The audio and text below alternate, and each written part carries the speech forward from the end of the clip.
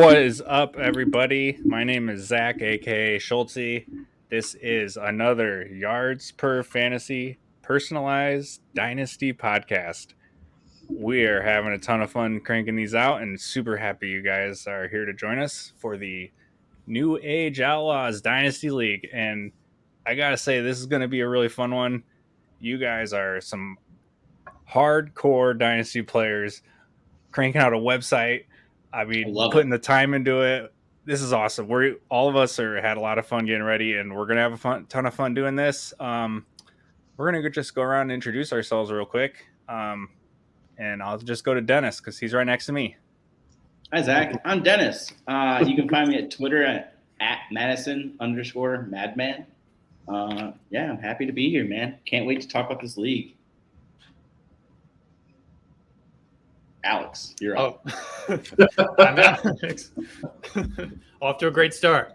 I'm Alex. You can find me on Twitter, _JohnsonFF. I am Ryan. You can find me at Twitter at TripLeftP. Actually, it's not even Twitter anymore. Isn't it X now? I got that update this morning. No, it's Twitter. Mine's still Twitter. It's Twitter. Keep that update away from you. It pisses off Elon to call it Twitter, so it's Twitter forever. That's right. That's right. I'm Hunter. You can find me at itssandstorm on Twitter. I'm excited to do this. This is my first Dynasty show, so I'm excited to dive in with the boys. Yes, happy to have you on, man. It's growing. Oh, yeah. Oh, it's growing, baby. Oh.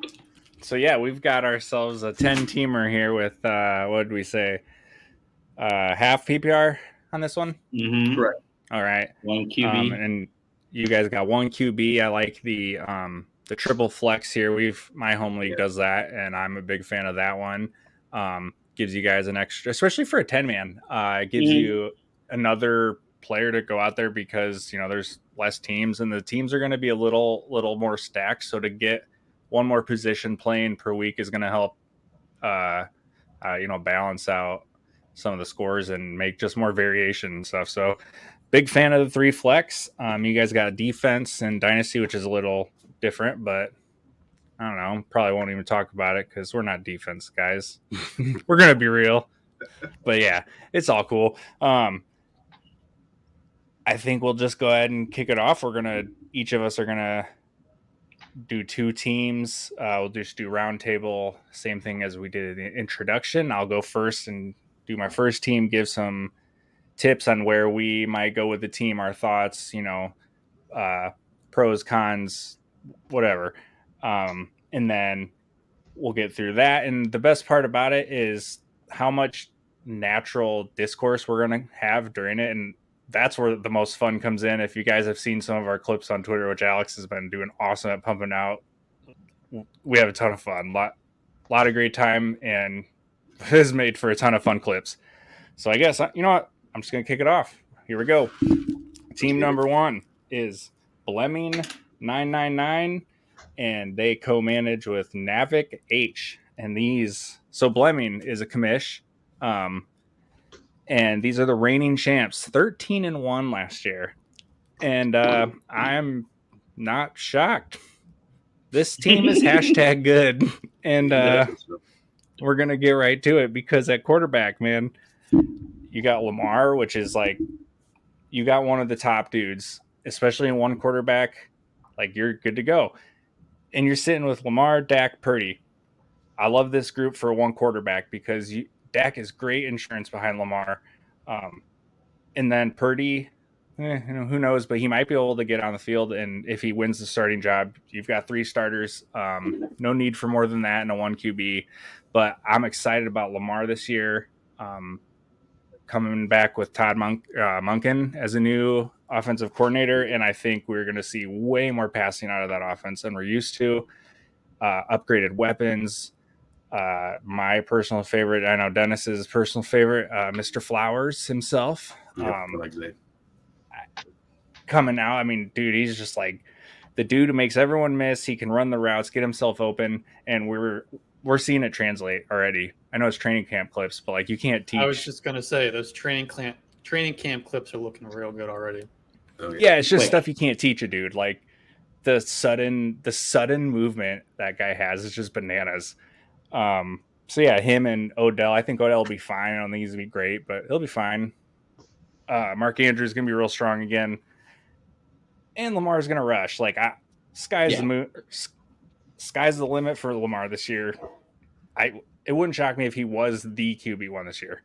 Yeah, I was actually just about to say that. I have him. I mean, I haven't ranked up Mahomes as my QB3 personally, and I wouldn't be shocked at all if he was QB1. I mean, definitely has the ceiling. I mean, the health is always a concern, but I mean, health is always a concern with really any player. And so you just kind of throw that out the window a little bit. And his 2 injuries he's had the past 2 years were kind of fluke injuries. I mean, they weren't even on runs; they were both in the pocket. One of them, he just like kind of like someone stepped on his ankle or his foot or something the wrong way. So. Yeah, I'm super high on Lamar personally. He does a great job protecting himself too. Yeah. Compared to some guys who run a lot. Yeah, you see Josh Allen run through brick walls, and Lamar's just kind of like, I'll find a way around you. It's different.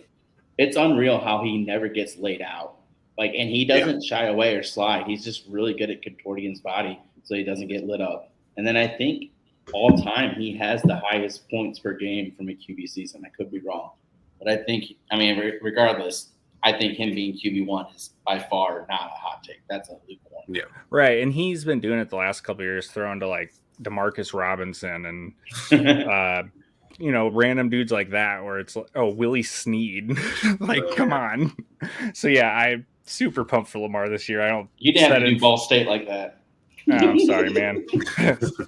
Set it and forget it kind of quarterback. And like I said, I love Dak behind him because Dak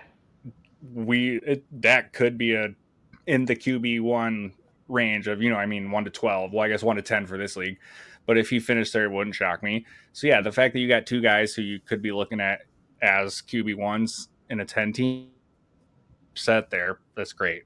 We're gonna move to running backs where you're sitting on Mr. Christian McCaffrey, Derrick Henry, and Gibbs. He just got Jahmyr Gibbs, no big deal.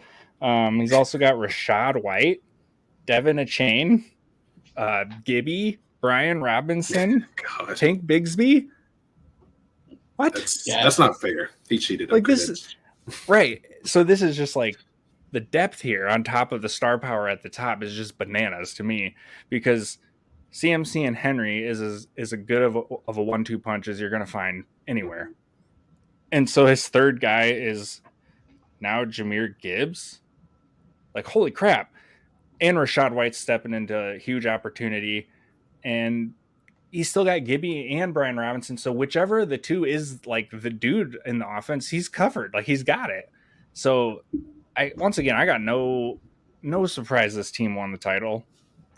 And the youth that goes with the depth too is what I'm a big fan of because you're still sitting on Rashad White second year, Tank Bigsby and Achane rookies, Gibbs rookie.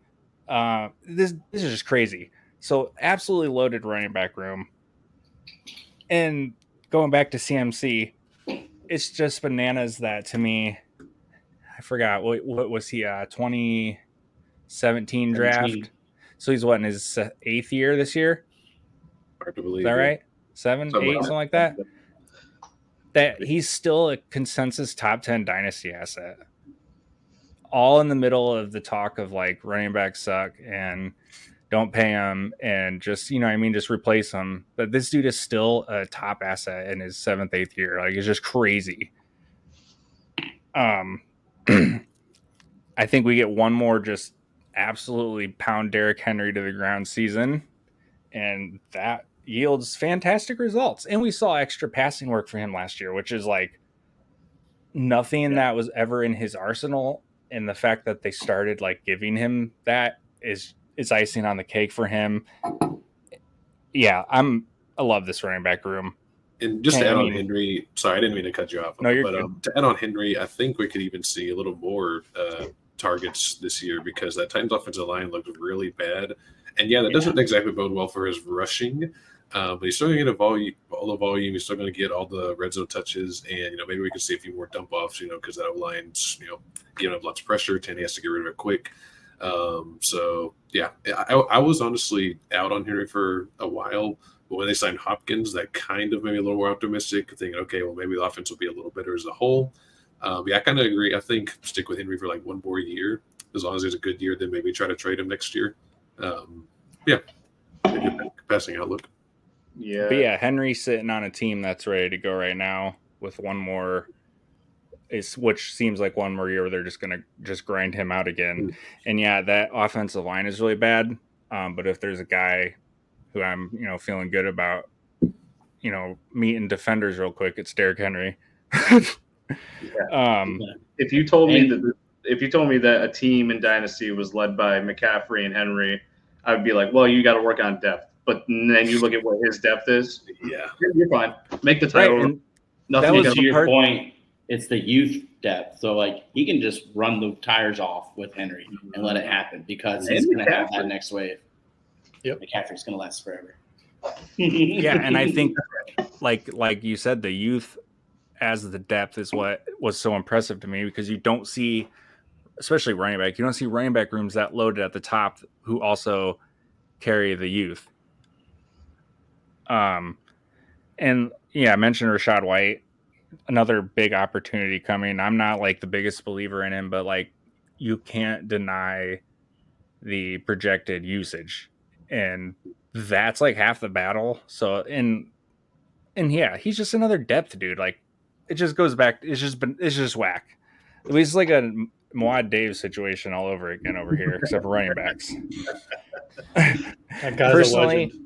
I personally hope Gibby is the dude, and I hope Bieniemy kind of unlocks him because I feel like we've all been deprived the chance to see Gibby get unlocked, and we need that. One day. Yeah. I would say to that point, if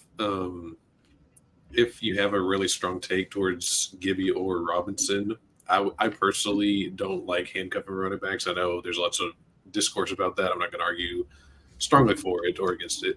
But I personally would take a stand on one or the other and trade whichever one I'm not a fan of. That way, make a bet. If that one goes off, that's great. And then I can still get, another good piece in addition to the one that goes off. Obviously, it's risky, but I mean, got to take some risk in fantasy. So.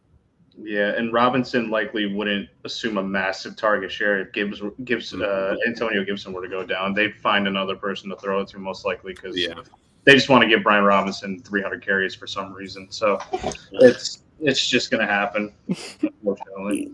Yeah, I agree. This is where Dennis and I agree for once. Aaron's pretty stubborn.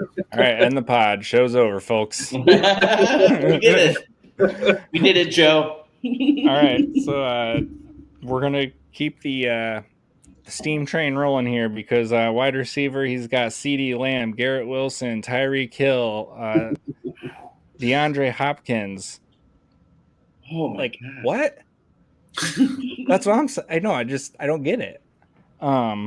So between CeeDee, Wilson, and Tyreek, like you're looking at 3 top 10 dynasty wide receivers. Mm-hmm. Like just flat out, boom, here we go on top of that running back room.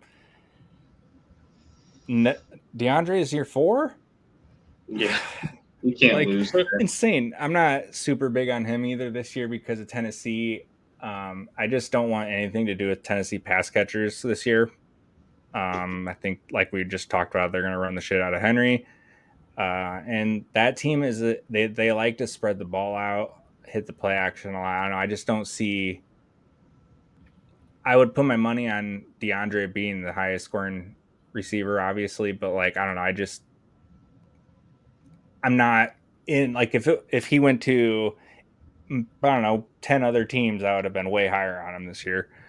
But fuck the Titans. So unbiased. Orange picture in the background or anything like that. When you're listening to what Zach is saying, I had to slip that in. Yeah. But here we go again with the depth because we got Darnell Mooney still, Michael Thomas, Tyler Lockett. He's got youth. Higgins. Shoot! I forgot to write T. Higgins down. You're right. Where are you? Oh, just T. Higgins. Just T. Higgins. No big deal. So yeah, MVP, folks. Literally 5 deep of like legit ass receivers with depth, and then the youth. You're sitting on Jalen Reed, Puka Nakua, who I think is going to be really interesting. Yes, I think sir. Sean McVay is going to. Oh yeah, look at that! I forgot about that, Hunter.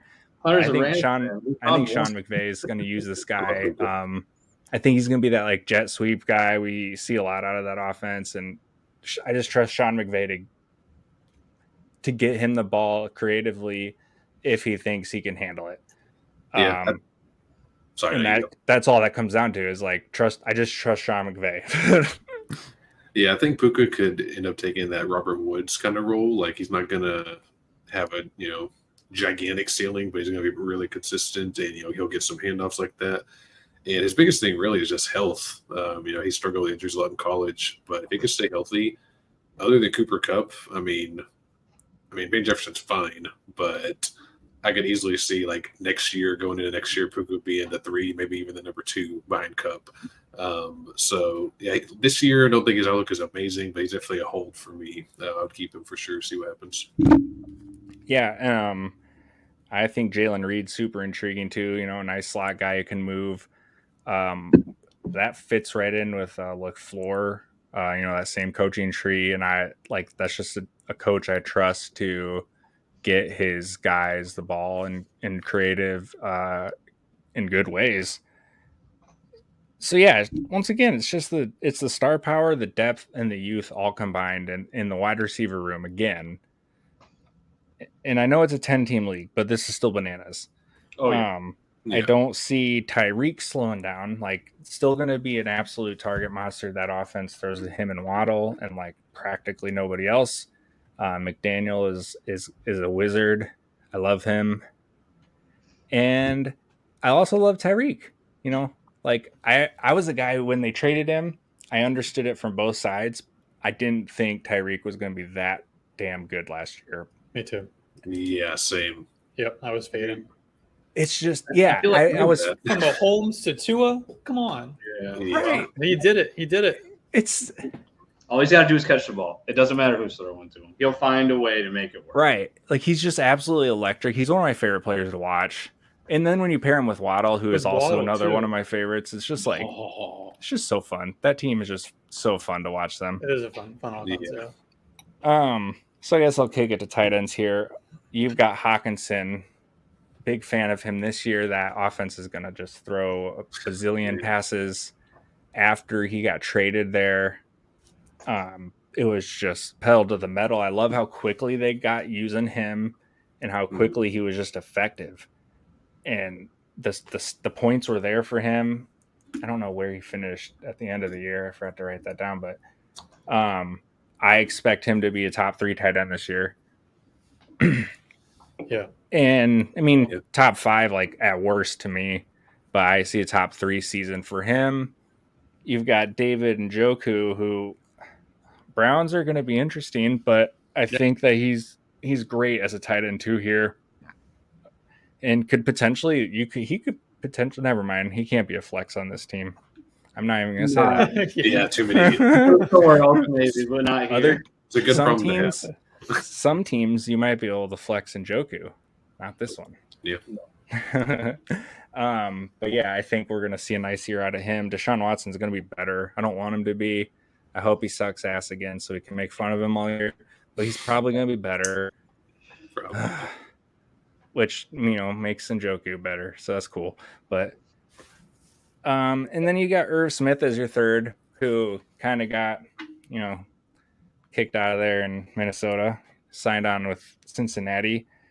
And I like Irv the player. I'm not super huge on him, but I like the situation he's in, and I think that this offense is going to get him the ball decently early, and I think that's your time to sell him. You don't need him on this team necessarily, and you could capitalize on a hot start there. I would personally do that. Especially if Burrow misses some time, because backup quarterbacks often find tight ends as their nice friend as a safety valve. And I could see Irv popping early and flipping him, taking advantage of that. But yeah, I'm a big fan of the tight end room here. Like I said, Njoku as a 2 is killer, and a non-tight end premium And with how the depth shakes out everywhere else, I think you can get away with just carrying the 2 guys if you wanted to trade Irv. But this team here has 224 first. Oh my God, no! I don't get that part. I No don't. way. Where did that come into play? What did he get rid? What did these guys get rid of? He's get- good. I don't know You how to get do that math. 225 first. He's got Uses those 3 college powers for their own personal game. 324 seconds. How? That's wild.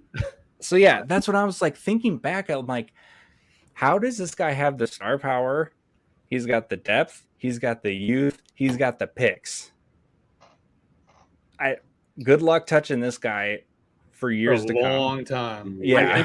I think see when I went through these teams and I went through mine, I think I have one team that's got a chance that I'm going to review later. But after I'm ready seeing to it, hear it. oh my goodness, man, it's gonna be Same. Yeah. it's gonna be tough. This team could lose half of its starting lineup, and it's fine. It's still going to be the best team in the league. It's insanity. Even in a 10 team, like it's absolutely insane. This team is phenomenal. Yeah. Whatever you've done, you've fleeced your league mates. You found a way to get a bunch of picks. Congratulations, you had the best team before I forgot to mention T. Higgins. yeah. Needs Shame to on be- you. This guy needs to be nerfed. Yeah. exactly. Oh, you know what? It's because there's 2 guys. They're Two they're brothers.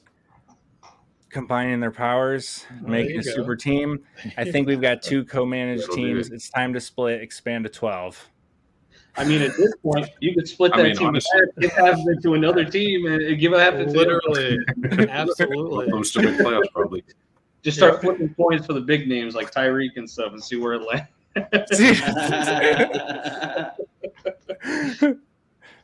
Jeez. Yeah, it was like the legit only. Oh, and if we're going to talk about defense, he's got Baltimore and Pittsburgh. So, like, I don't care You're good defense. who you are. If you've played fantasy football for the past 20 years, Yeah. every fucking year, like, those 2 teams are one of the ones you want. They're tough. And he's got And also that the Jets. Yeah, The they Jets. The Yeah. Jets honestly might be the best team out of all the best defense out of all those. So Yeah. load of the defense. I'm not a huge defense guy, but I always like in DFS at least. I always attack defenses that can rush the passer because I get the most fantasy points, right? Right. Sack and pressures and all that. But yeah, it's good defensive lineup. So, yeah, Can't even I find don't a weakness there. we No weakness on this team. we just spent 20 minutes on that team. So, I guess good luck, everybody else. Dennis, what you got? I mean, just end it now. I don't know how you followed that one up, but I'm gonna talk some nice things about my guy. I like Ty Brosian. All right, you're one of my teams. I picked you out. I wanted some teams that I thought could compete. I'm gonna stick with it. So this is some bio about the guy. Fuck the new guy. I mean, my bad. I mean the new fucking guy. I'm sorry. That was an accident. I didn't mean to do that. That's on me, fam. So you took over an orphan. So thank you for that. Like the community needs people that take over orphans. So shout out you. Absolutely. You did a rebuild and it looks like you did really well. I like where your team's direction's at. Despite, I'm sorry, I got to go back again. You took Burks and London over Garrett Wilson. Whew. That's my guy right there. I'm sorry, man. You should have listened. You should have reached out to me last year. You could have had a better asset. I'm just saying. Oof.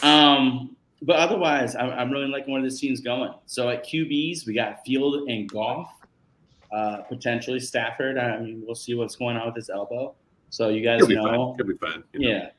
Oh, yeah. Rams fan down here. Okay. So I like to kind of name each positional group. So this is the winter is coming group. We got NFC North guys, and North remembers, right? We got the black and blue division. And I think Fields is just that up-and-coming fantasy star.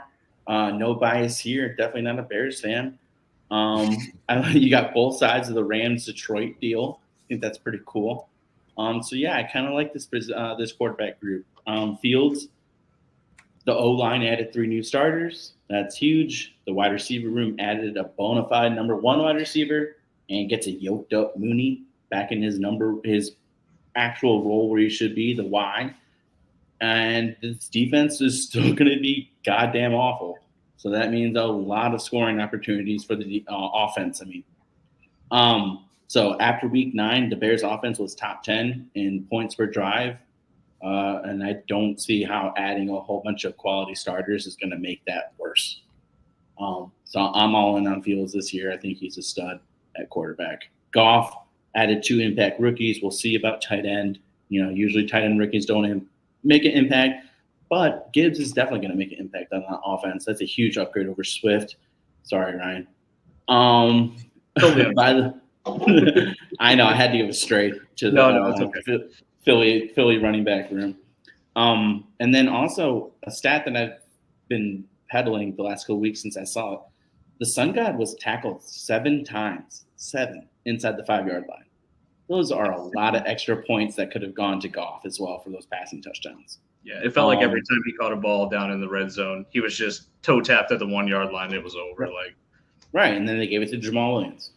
Why wouldn't you? Seriously, dude, that man. Regardless, I tried to sell him so much in a league I had last year, and no one's like, "Yeah, I'm not buying this crap." National treasure, though. Just take a moment to appreciate that. A national treasure of a human being, he is. He is, dude. The freaking Naruto helmet or whatever. The anime references that he pulls out just make my heart just so. And Hard Knocks, crying in the huddle, breaking it down. I loved it. Oh, I forgot about that one. That was sick. But yeah, I think this is a pretty good QB room. You guys with me on this, or am I being too much of a Fields homer?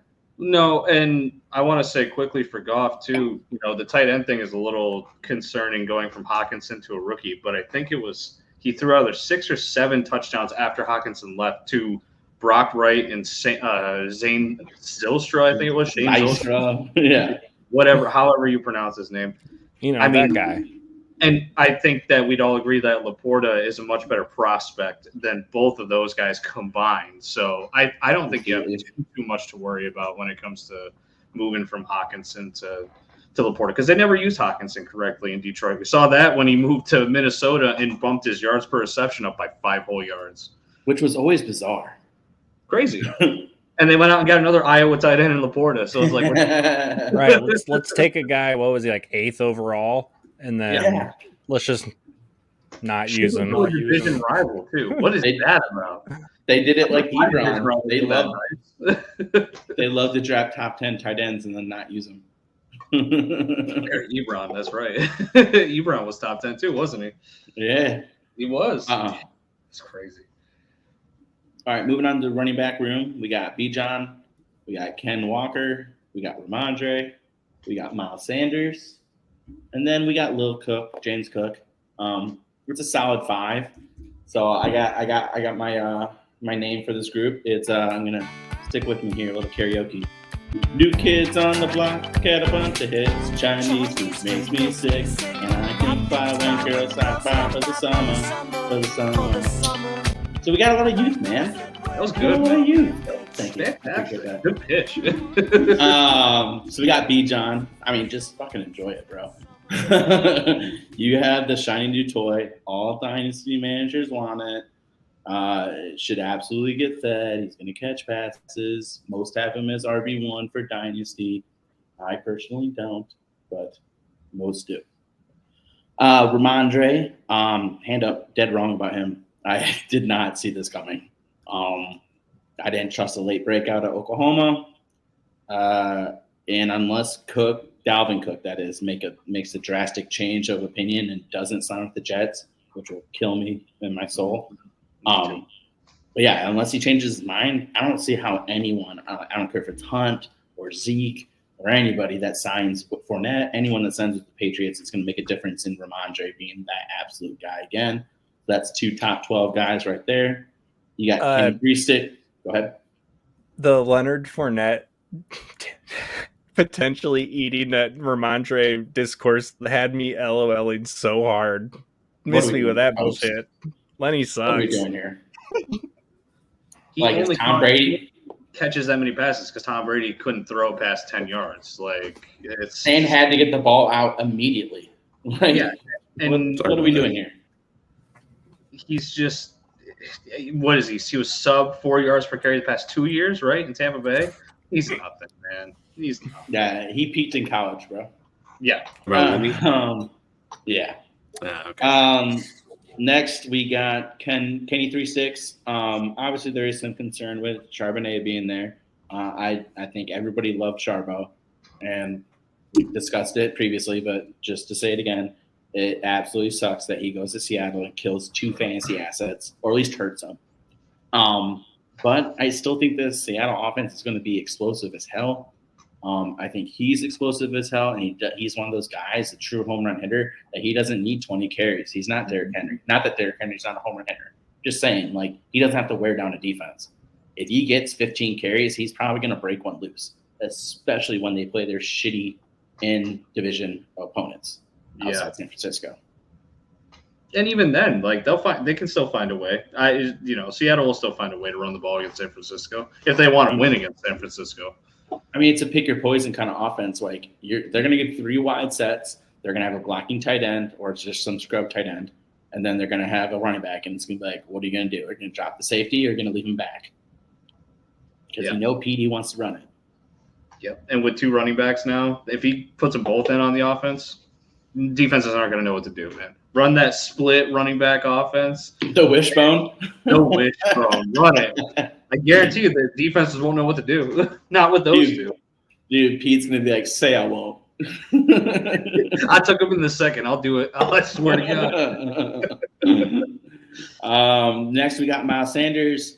Probably the most risky of your top 4 just because the unknown with the offense. He's not as young as far as a dynasty asset as Kenny 3-6. Mm-hmm. But personally, I'm all in. I've always been a fan of Miles Sanders. I really wanted the Bears to get him when he was in the draft. I think he will catch passes because he's done it before. I know there's some damaging analytics and things about him as far as his pass catching, but he did it at Penn State. Once he's shown that you can do it, and even as a running back, even if you've shown that you can't do it, doesn't mean you can't.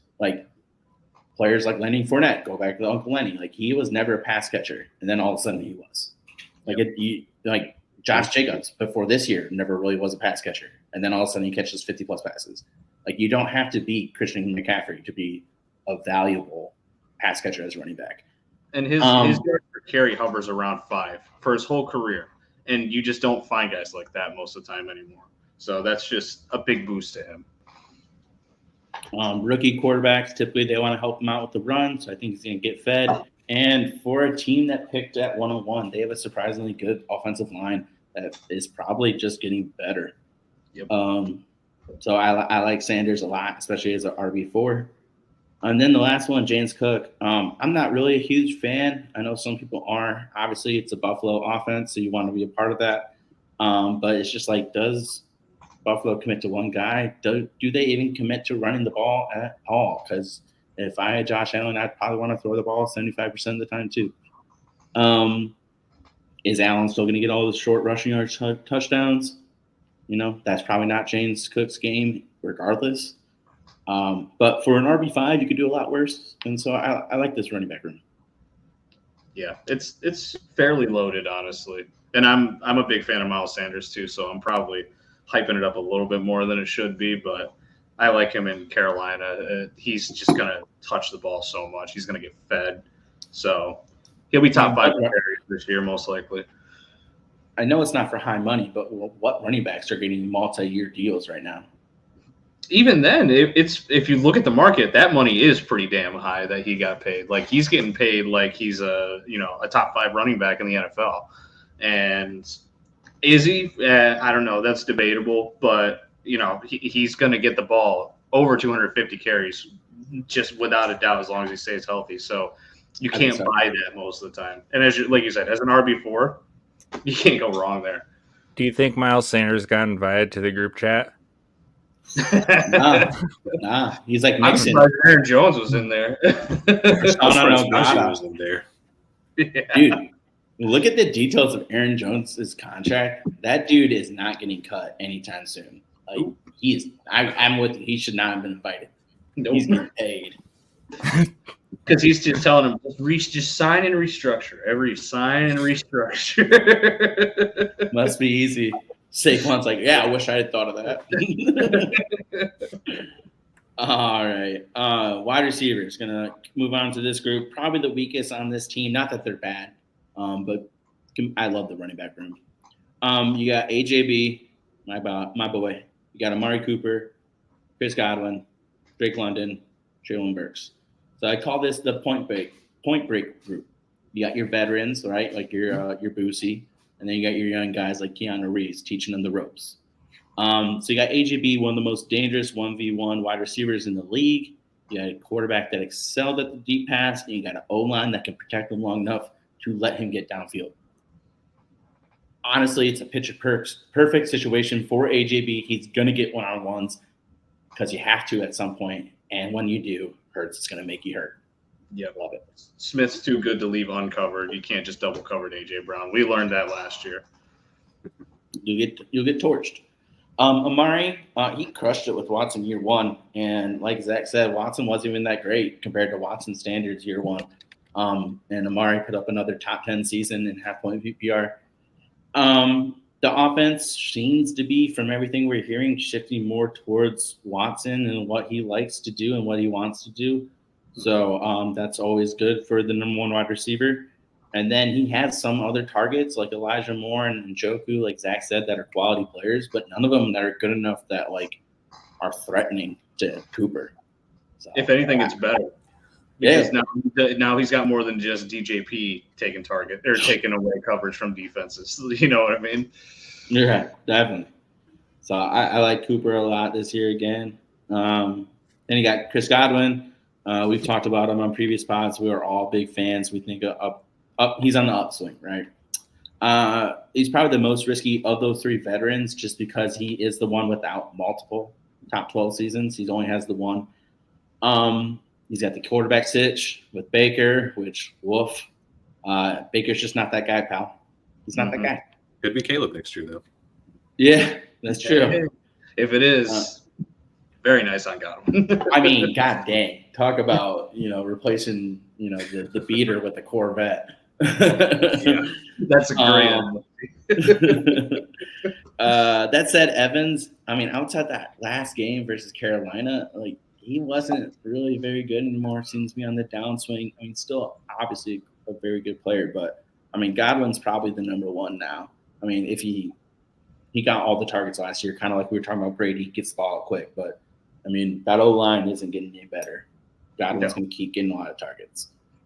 He's that like zone eater dude too. That quarterback's best friend is the type of receiver Godwin is, in my opinion. So yeah, I think I'm with you. I love him this year. Yeah, he's like ideal big slot guy. 6'1", surprisingly big. And then you got the youngins. You got London and Burks. Like I said, could have been Wilson, man. Both guys needed development as pros. Probably, London probably due to the injury more than anything else. But big dudes for sure. So that's always a plus. QB play can't get much worse than it was last year for both of them. Yeah. And London got an upgrade too. Like we talked about Godwin getting an upgrade next year. London might get that too if Atlanta can't find a way to win games. And he's still 22. Like his best days are ahead of him. Mm-hmm. To their credit, London did seem to establish rapport and a connection with Ritter. 48 targets over those last 5 weeks. That's huge. I will note there was a certain guy missing from those games who's pretty damn good in the league, Brian. What's his name again? I can't remember. He hasn't been good for fantasy yet. So Say his name. Burks, Burks, he hasn't really shown much, but he did have that really good game in primetime against Green Bay. 7 catches, 111 yards, had some go up and get it balls, the story isn't written on him either, right? He's still a ball of clay being molded. He's got those elite traits that if he is able to put it together, he could be, that next guy. I can just say something real quick. I'm sorry. Go ahead, Hunter.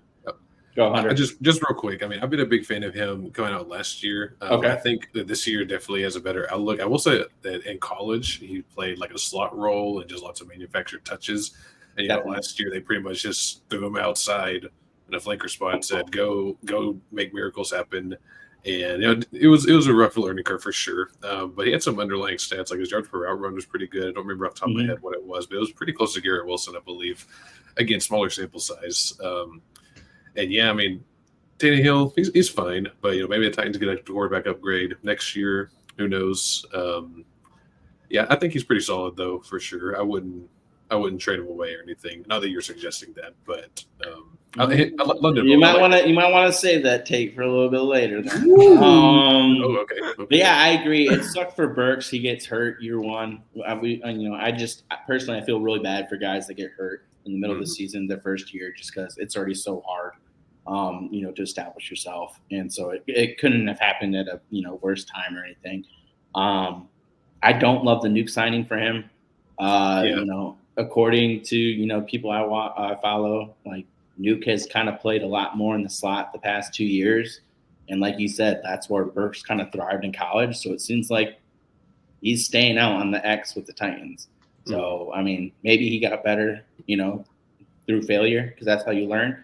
But also, he might just be, a decoy on a lot of routes to get Nuke open. The simplest thing to me is he dropped a spot in the pecking order in a low volume passing offense. A slow offense too. Exactly. The only positive he's got going for him is he's not playing with Malik Willis when he came back from injury or Josh. Like he's at least got Tannehill. Like that's the only good thing he's got going for him right now.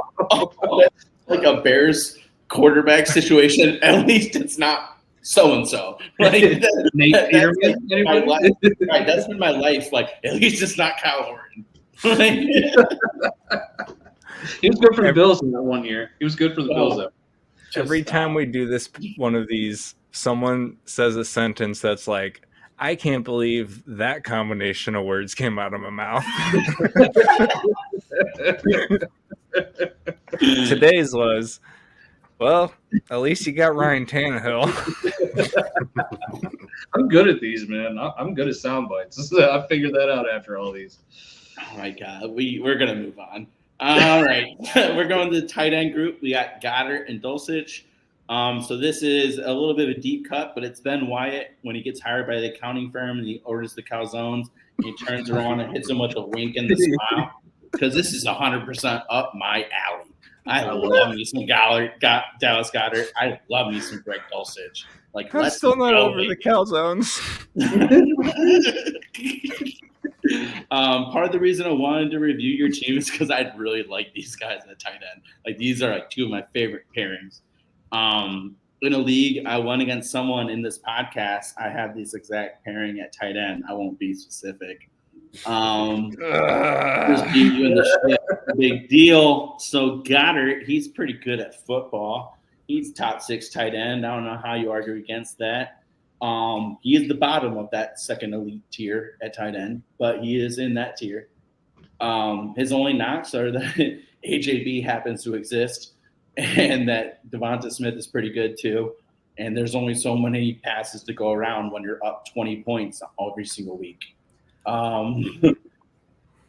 Is there a tight end in the league who gets schemed more wide open though?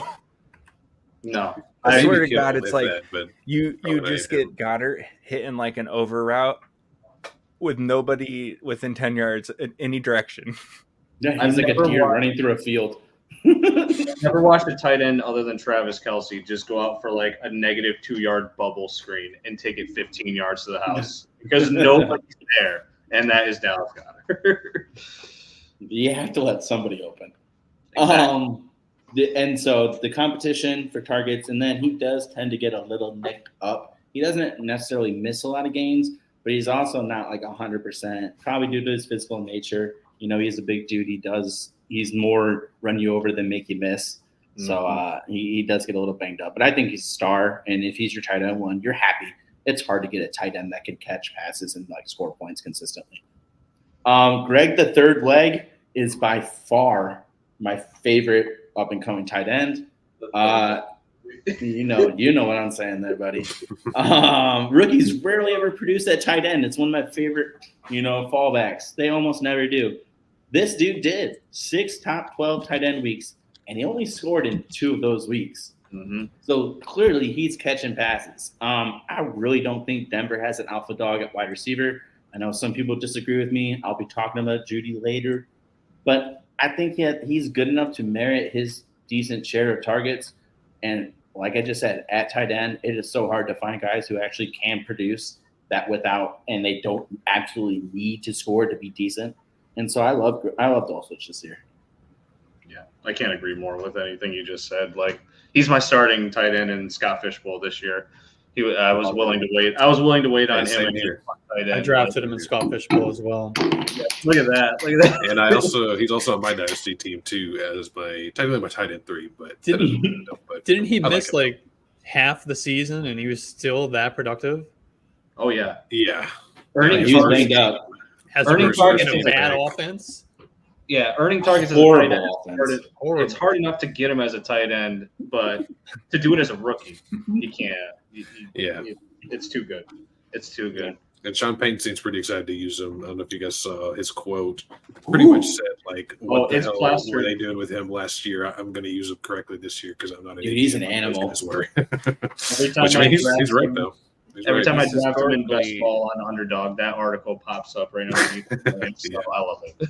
I take him so much. He's my tight end 2 on so many best ball teams. He's my tight end 1 on most of them because I'm just that confident that he'll figure something out. I pair him with like Juwan Johnson and some other guys that they got those spike weeks randomly to where if Dulcich finds a way to not catch, the 5 or 6 targets he's probably getting, hopefully that's the week that Johnson catches a touchdown that one time. Yeah. We're good. All right, we'll have to have a best ball, talk at some point. I would love to do that because I've done it too much on too and see our strategies. But yeah, Dulcich, you're great there. Defense, I don't care, stream them. Picks. You have 3 firsts. You have your next 3 firsts, 24, 25, 26. So that's great.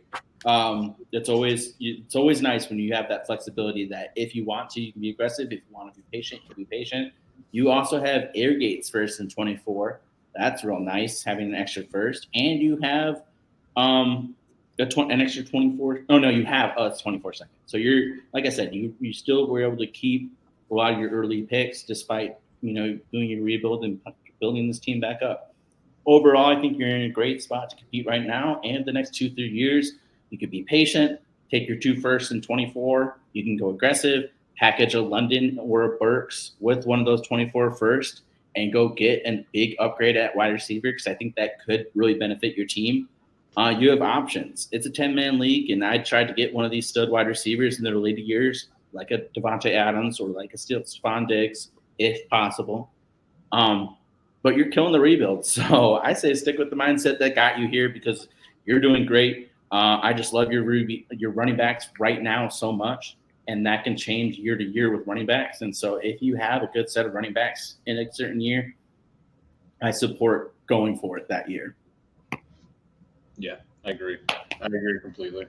And he's got all of his picks. That's huge. Like most of the teams like this that have good depth everywhere, you see that their draft picks are kind of dwindling, and that's not happening here. So, and you took over an orphan. So again, thank you for doing that. Because like Dennis said, not enough people do that stuff. You deserve a lot of praise for that. All right, that's all I got. Alex, you're up. All right.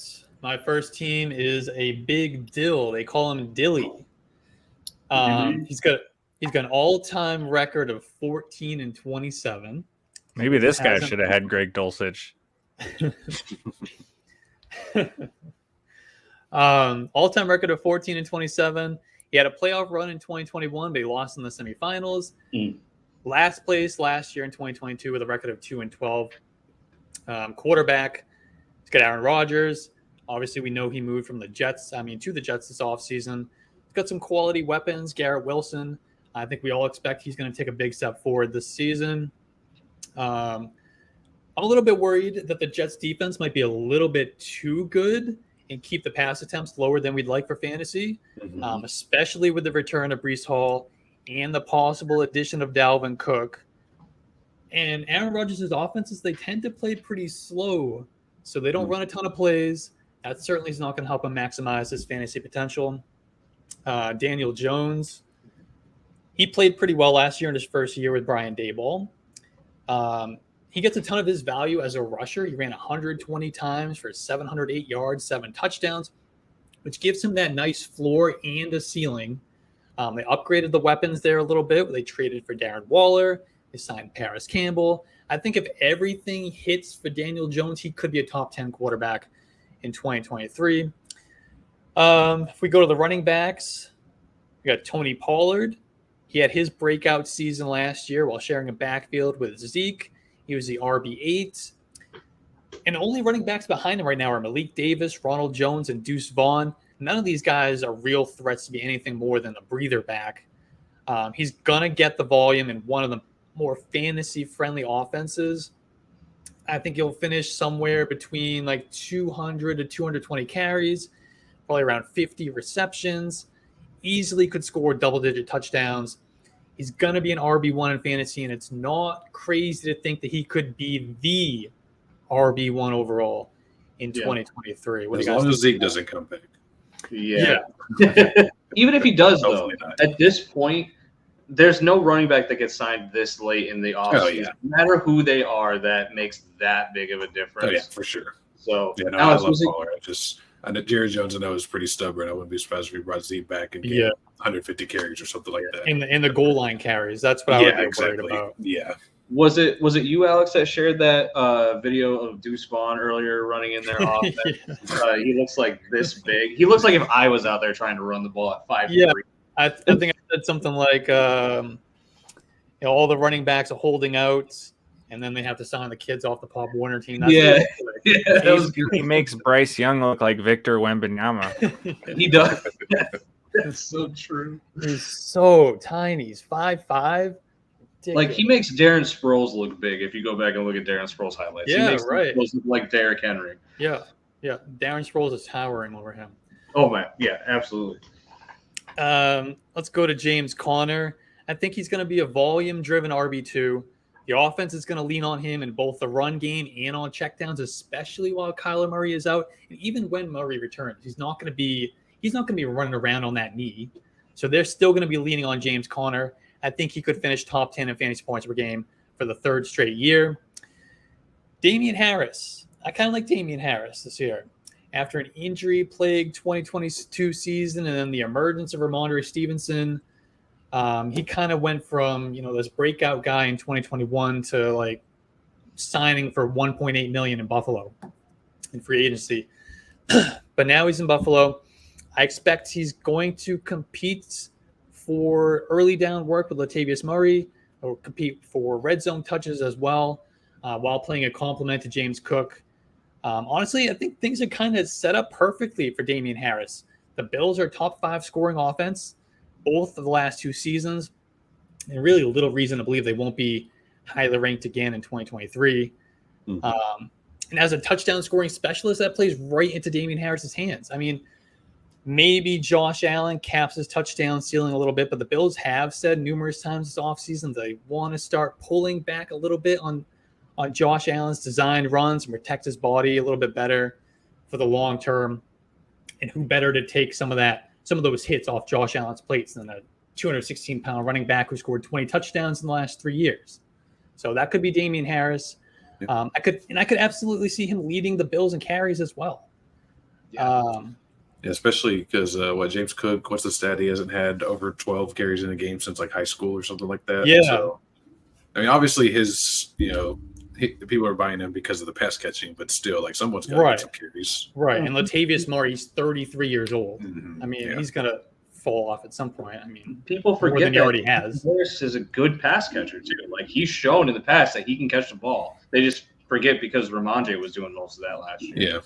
He's serviceable. I wouldn't say he's a good pass catcher, but he can catch some checkdowns. The other running backs on the roster really aren't worth mentioning. Maybe Pierre Strong ends up in the James White role in New England. And then the wide receiver position isn't very good on this team either. We got Jacoby Myers. I think Myers is a sneaky value late in redrafts this year. but he's just a solid dynasty asset. Nothing I'm really excited about to be holding a dynasty. But he should be more of like your flex play at worst, and really at best, guy that's on your bench, rather than what's looking like on this roster. He's going to be in your starting lineup. So that's not ideal. Odell Beckham. I don't really have a strong take on Beckham for 2023, one way or the other. He didn't play in 2022. He'll be 31 during the season. I do expect the Ravens to pass a lot more in 2023. I think we talked about that a little bit earlier. Everything they've done has indicated that.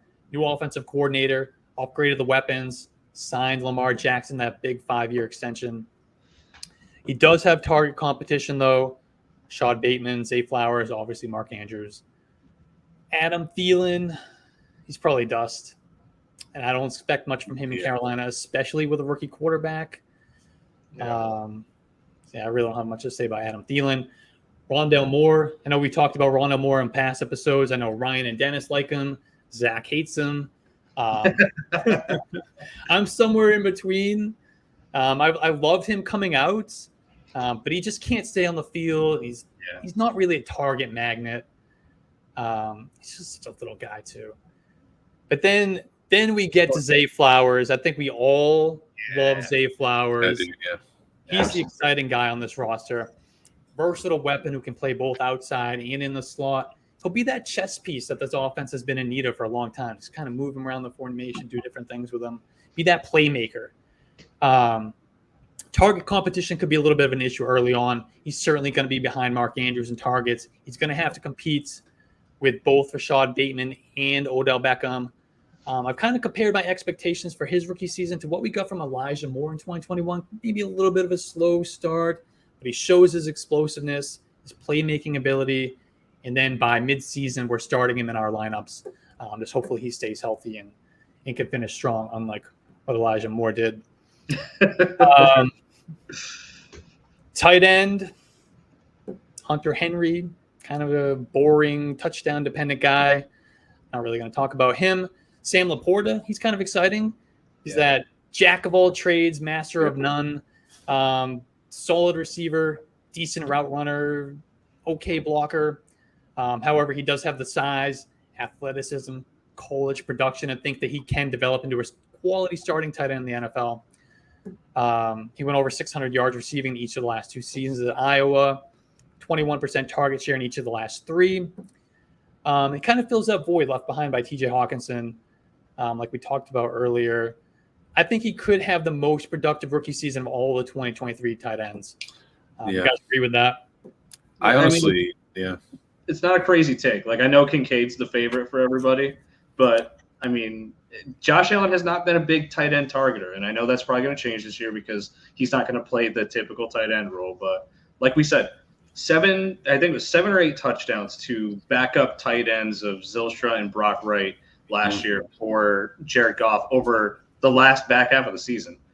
Those targets are going somewhere, especially with Jameson Williams missing 6 weeks. He might have a really good start to his career throughout the first 6 weeks of the season because of that. So, Lions touchdowns were scoring a lot of. Lions tight ends were scoring a lot of touchdowns last year. Yeah, those and they weren't TJ Hawkinson, right? Tyler Higbee has little target competition outside of Cooper Kupp. He gets Matthew Stafford back. Could be a high-end tight end too for 2023. Trade advice. I'm kind of concerned about this roster. Running backs are getting old. Wide receivers void of talent outside of Zay Flowers, and then there's a big drop down to Jacoby Myers as your number 2. You also don't have a first. You don't have a second. You don't have a fourth in 2024. I hate to tell you, but I think you've mismanaged this roster and your future draft assets. Where did those draft picks go? I don't know. I don't know. Did he trade up to get Laporta at the end of the first? I don't know. No, man, they went over to Blemming's team. I mean, I guess so. But who'd you get? Right, I don't know exactly. who that first for. I'm thinking maybe he gave him up to go and draft Zay Flowers and Laporta, and he had given up those picks in the future. I don't know. This team's, just doesn't seem like it has a clear direction the way that this team has been built. So I think you need to go into full rebuild mode, sell what you can, start collecting some young players, draft picks, particularly wide receivers. Only guy on this roster that I'm not putting on the block is Zay Flowers. And I think Tony Pollard is probably that piece that you really need to get the maximum return from. I think you should be able to get a lot back for Tony Pollard, but he's the guy that you're going to sell and really fuel that rebuild. For sure. Otherwise, I really think this is going to be a multi-year rebuild. Buckle in. It's going to be a couple of years. Whoever has that 2024 first-round pick should be doing a little dance right now because it might be the 101. It's Blimming already has probably the best team. So. Of course. This guy's playing chess when everybody else is playing checkers. Of course, it's him. That's the move. He needs to get his first back first. Marvin. Yeah, no difference there. All right. So I'm going to start with Quest for Six roster. This is not the one that I prefaced earlier that I think has a shot at being a champion this year. Not that this roster is not good. I think you have a solid roster. Starting at quarterback, Josh Allen. You can't get much better than that in a dynasty league. He's top 3 dynasty quarterback. I think everyone here agrees with that. So you're in good standings there. And to have Kirk Cousins, who might throw 750 times this year, as your backup, you can't really go wrong there. So you're sitting pretty at the quarterback position. You're set up for success there. Don't have to make any moves or do anything. Running back, and for most of these teams, I just kind of highlighted the main guys. So at running back, Nick Chubb, Najee Harris are your big duo there. Solid duo. You're going to get a fantastic season out of Chubb. I think everyone here is pretty high on Chubb. I think he's going to have his best year yet this year. Yeah, that's pretty consensus for most of us here at Yards Per I've seen, which is good because I've seen some Chubb slander about how wow, he's getting drafted too high compared to some of these other guys. He's going to be great year.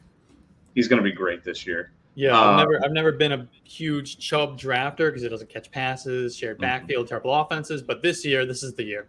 I'd say you take Hunt out of the picture.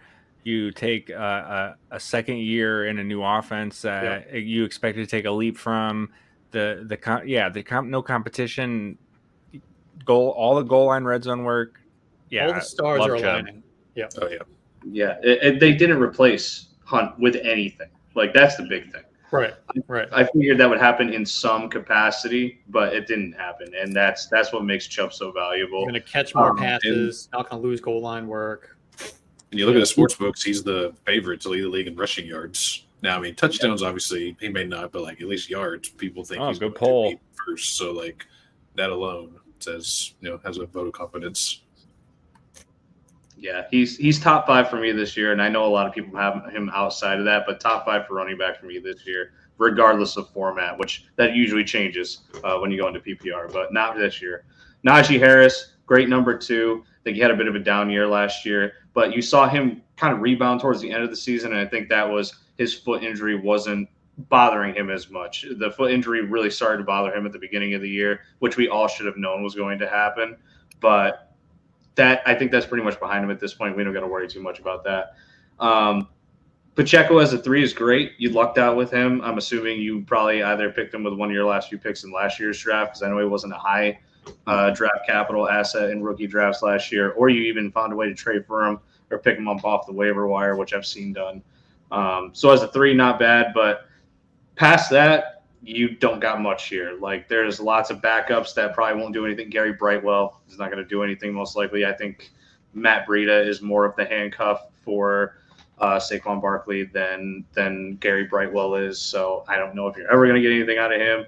Mostert, you'll get a couple of games out of him most likely, but he's got to stay healthy if you want him to do anything. Plus now he's in a 3-headed monster, not a 2-headed monster on a team that likes to pass the ball at a really high rate. So you got a solid duo with Chubb and Najee. Pacheco's a really good 3, but past that, you got some work to do. That's where I would put some of your, waiver wire resources into this year. Watch the wire, see if you can get any guys that, even if they're 3s or 4s on depth charts, if you see some movement happen, some injuries happen, be quick on the wire to pick up some of those guys. You might find another Pacheco type gem down the line.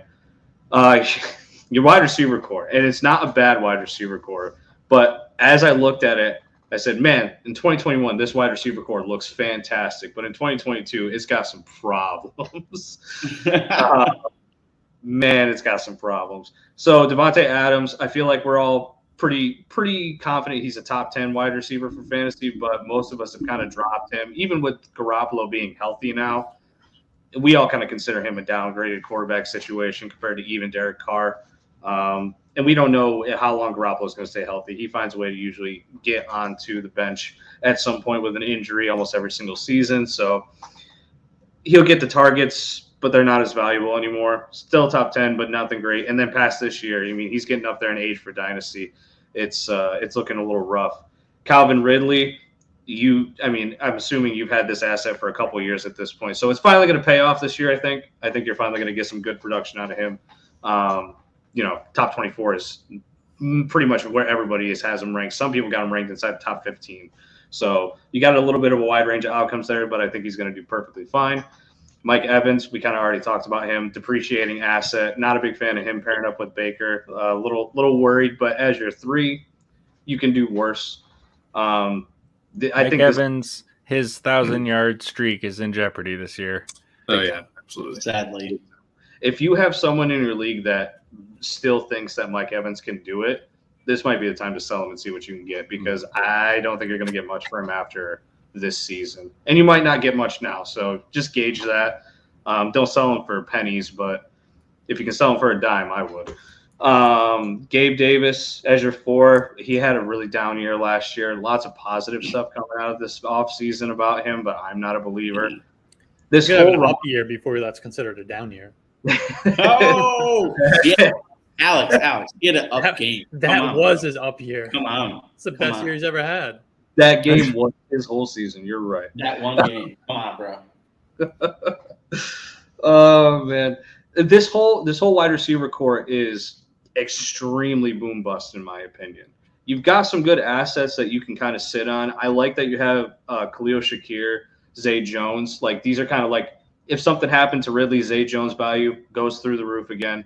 Khalil Shakir, he might have good value as a slot receiver starting this year for Buffalo. But if something ever happens to Gabe Davis, even though they don't play the same type of wide receiver role, that if he's a starter already, he's going to see his target share increase. That's just kind of the way it works. Richie James is a decent piece as well, especially with the Kadarius Toney news. We don't know how significant his injury is going to be, what it's going to cost him regular season time-wise. Someone's got to catch passes in Kansas City, so you may as well grab an asset, and I guarantee you that one didn't cost you very much. So boom bust wide receiver core. You've got some great names, and I think right now some of that is all they are, like Mike Evans. It's worrying. This is where you probably want to look to add some serious youth moving forward. I think you said it best. Like this wide receiver core in a 10-man league is just not up to snuff. He needs to pull a match like a rabbit out of its hat, or sell Calvin. The training camp hype is for real, or he's going to pop early, and that's the dude to move. You want to talk about a guy who's moving at camp. Holy crap. You saw that clip where it made Zay Jones look like he ran through mud, and Trevor Lawrence and Doug Peterson just gave Zay Jones 800 yards. What the hell is Calvin Ridley going to do? Yeah. It's impressive. Like everyone was kind of like, oh, top 15 might be a little hot takey, but it might not be anymore. And that's off of a year where Christian Kirk was a top 12 wide receiver last year in half PPR. So, and I still think Kirk's going to be really good for fantasy. So I love that. If you can get some good youth at wide receiver in return for Ridley, shoot, pair him with Mike Evans if that makes the deal go over the top. Like, do those types of things to move what you got to do. Because would you guys sell Adams as well? Like I know his it's value. a rebuild. For this team, it's a rebuild. Yeah. So those guys to a contender. Yeah, the value might be depreciated, and you might not feel great about selling Adams for what you might get right now because there's kind of negative stuff about the Raiders. But I think you can still get a lot of good assets for him. Tight end, I love your tight ends. Mark Andrews, you're set. You don't got to worry about it. In a one tight end league with no premium, I mean, you're set for at least the next 4 or 5 years. You've got his backup in Isaiah Likely, who we saw can step into his role and be fantasy relevant. There's very, very few tight end handcuffs in fantasy football, and likely is one of those tight end handcuffs. I feel like He might be the only one. That was honestly. also when Demarcus Robinson was the wide receiver one. I'm not sure if Andrews goes down, likely he's playing that same role that he was playing last year.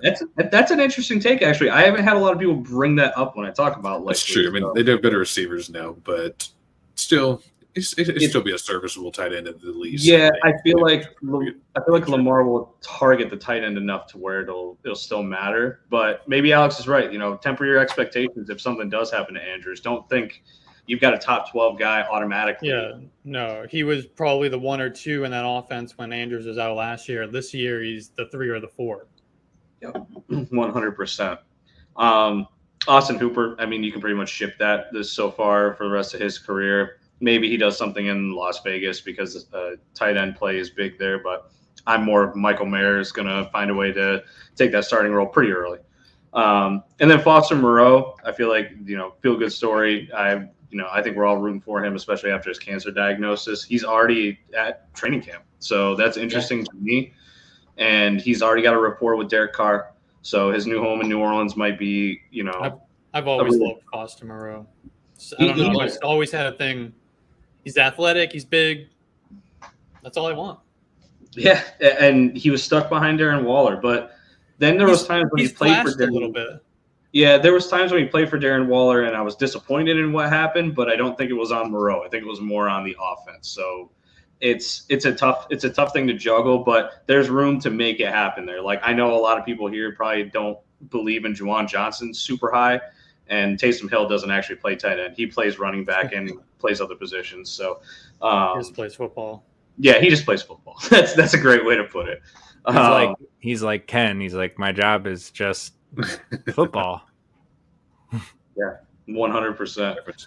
So tight end, this is the one spot you don't got to worry about. You can ride this, and your quarterback room you can ride. Running back after this year, Najee and Pacheco are great. Chubb should have a couple more years. I'm not saying this is the final year of Nick Chubb, but this is the best year of Nick Chubb you're probably ever going to get. So maybe it's time to sell after this year. I don't know if I'd sell him now. I was just going to ask you that. If we're deeming this team a rebuild, are we putting those two on the block, Chubb and Harris? Najee maybe, depending on what you could get for Najee, I think so. But for Chubb, and then maybe we wait mid-season, then we trade Chubb. Yeah, if he really has that massive year we're expecting him to have. Yeah, if by game 8 he's got 45 to 50 targets, which is not a Nick Chubb stat line, you could probably get a blank check out and give it to any contending team, and you'll be able to fill it in. So wait. Nick Chubb would be the perfect push your team over the top contending piece for a team 100%. This year. Yeah. I would be. He's like you said, open the checkbook. Like I did it a couple of years ago for McCaffrey in a league, and it's like he is going to be that type of guy this year, I think. Yeah, and he's going to prove. If anybody doubts him, he'll prove him wrong early. I think Allen is the only guy you keep on this team. Oh, you sell Andrews too, huh? Yeah. Oh, hey, listen. I'm not against it. I have Andrews as 3 in Dynasty for me. I have Hawkinson at 2. I think Hawkinson in Minnesota is just a match made in heaven right now with that offensive play style. So Pitts is 1. What's that? Pitts is 1. No. Okay, good. No. Okay. You want me? I don't know how far I have to scroll for Pitts. Might take it. Defense, these guys didn't give you anything for defenses, which I totally understand. I think Buffalo if you're going to have defenses in a dynasty league, to be able to have Buffalo is pretty good. And Seattle is a great backup. Seattle has a ton of young players. Some of the best rookies that were drafted last year were on Seattle's roster, defensively and offensively. So that team is on the upswing in terms of their defensive production. And Washington, you can just drop Washington. I don't know if Washington's ever going to have a good defense again. They might not even have a team name after this year again. But it's a great combo between Buffalo and Seattle. Overall, I initially wrote overall, if you want to try to make the run, you have to just make the run. But if you're going to – it's more – I think it's more beneficial to you to rebuild. like Dennis kind of says a lot at the start of these, like I'm not the guy paying the money for these leagues. So it's easy for me to tell you to just kind of pay your league fee and ship the entire season. But I think it's in your best interest to do what these guys have also suggested. Tear it down. Keep an asset or two that you can build around. Josh Allen, obviously you keep him. But you've got some pieces here that you can get a lot of good return for, especially if you make the deals happen correctly. The problem is you only got just a 3rd round pick next year. No first, no second. Yeah. That's rough, man. But if you can sell these guys that we're saying you can sell, I think you'll be okay with that. You'll get those picks.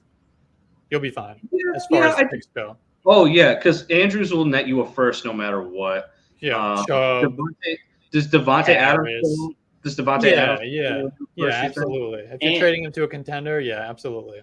And in a 10-man league, the value, not like totally, but it does shift from kind of depth to stars. And you do have absolute stars. You have a tight end, maybe one. You have a wide receiver, maybe one. You have a running back, maybe one.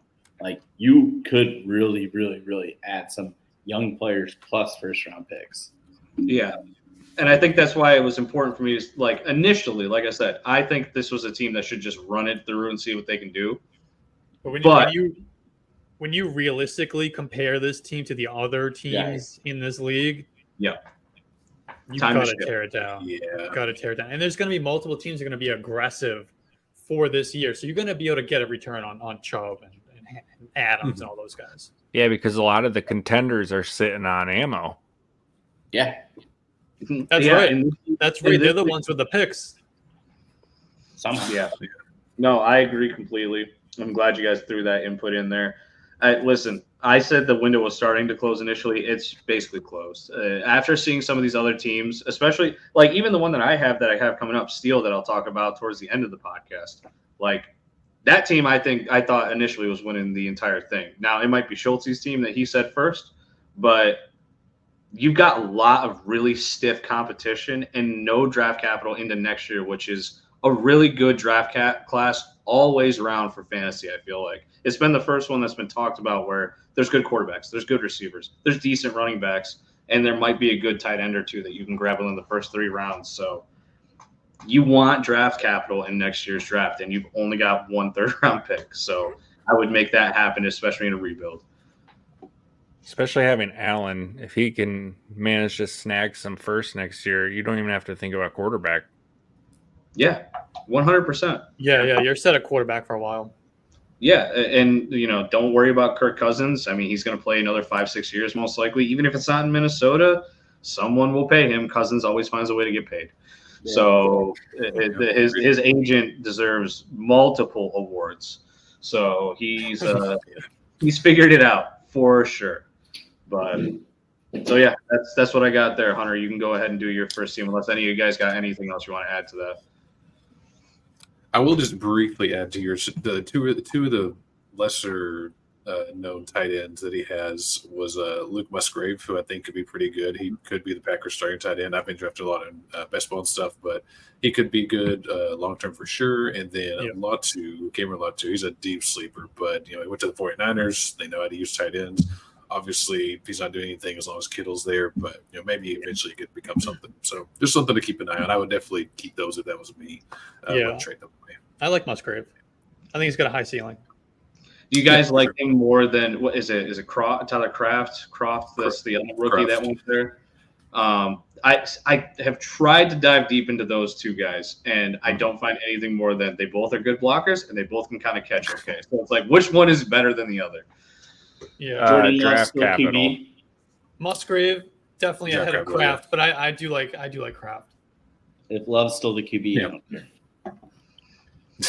That's fair. Yeah, don't love that. Huh? You don't like Jordan Love? What's not to love? How much time you got? Dennis, we can make these podcasts 2 hours just us. Okay, I'll go ahead and get started with McJammer. So that's what I'll talk about first. So McJammer all time is 20-21, so pretty much middle of the pack. Missed the playoffs the past 2 years, and I hate to say McJammer, but he might be missed the playoffs again this year. it's not the worst team for sure. There are some good pieces there, but yeah, looking at some of the other elite teams, it's going to be tough. We'll start with quarterbacks though. Quarterbacks room is pretty solid. You got Tua, who I'm a big fan of personally. He always has an injury risk, but as long as he has those great receivers, he has McDaniels a coach, he's going to be fine.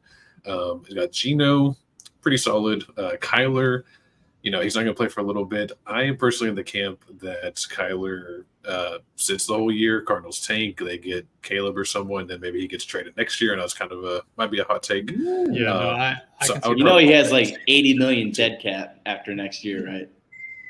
Well, maybe like the strongest thing I've ever heard of. Yeah, I don't think they would just cut him. Mac Jones, not much to say there, and then Mike White, just in case Tua gets hurt. He's been capable in a couple of starts. Not the best quarterback room, but a couple of young pieces that have potential for sure. If you personally, if you don't like Kyler that much, then maybe try to trade him. I would probably keep him personally. Yeah, so that's about all for quarterbacks. It's solid. It's not as poor as a couple of these other rooms.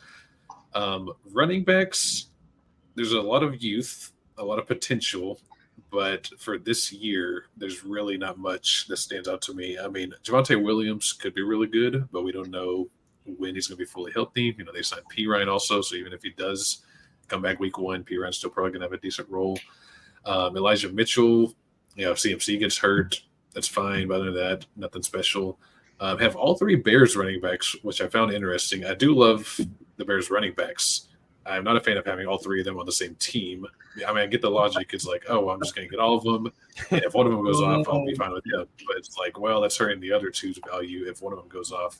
So I would personally, I really like Roschon Johnson. Herbert's pretty fine too, especially since it's half PPR. I would probably try to get rid of Foreman. Like maybe, let's say if they start the season where Roschon doesn't get much work and Foreman gets a little more work, maybe he has like a 2-touchdown game or something. Maybe try to trade him. Again, you're not going to get much for him though, but maybe something.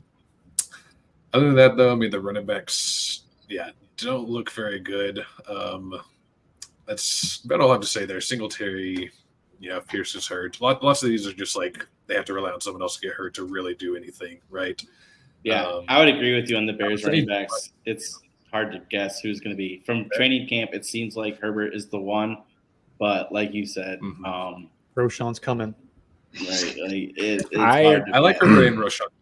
Herbert was elite last year in efficiency stats. He was good. I saw a report that Roschon was getting second team reps ahead of Foreman in a couple drills. Okay. Good news. Right. I love Roschon. Did really well in Carolina. Like I think people forget how good he looked at times in Carolina, but having all 3, dude, like you're playing Russian roulette with yourself. That's what I was gonna say. Coming down to having all 3 of them, you gotta take a stand on something. Then you have to sit there and try and guess who's the one to play each week, and like that's a nightmare in itself. Yeah. So moving on to receivers, I will say the receiver group is pretty strong here. So you got Jalen Waddle, he's a stud. Pair him with Tua also. Elijah Moore, pretty good. Brandon Ayuk. In real life, I think he's really good. And fantasy is just tough because there's so many players on the 49ers that are going to take targets away from him. But I do really like his talent. Brandon Cook's pretty solid. Marquise Brown, talked about the Cardinals a little bit. He's fine. Terry McLaurin, Scary Terry's good. Tyler Boyd, he's a capable option. Then you got Michael Wilson, who some of the other league mates may not have even heard of that guy. But he's like pretty much the only receiver on the Cardinals who's not like 5'6". I know a bit of an over exaggeration. Every time. You leave them kings alone, Hunter. You got another one down. I know. But, you would think that they would load up on the super tall guys for Kyler. You would think. Everybody's got a short joke. Maybe he could be everyone. Leave it alone. Pretty good receiver group though. I do really like those. I do too. Yeah, good receivers. Tight ends, that's not going to cut. Daniel Bellinger, backup. Trey McBride, maybe a starter. I mean, I think he could be pretty decent.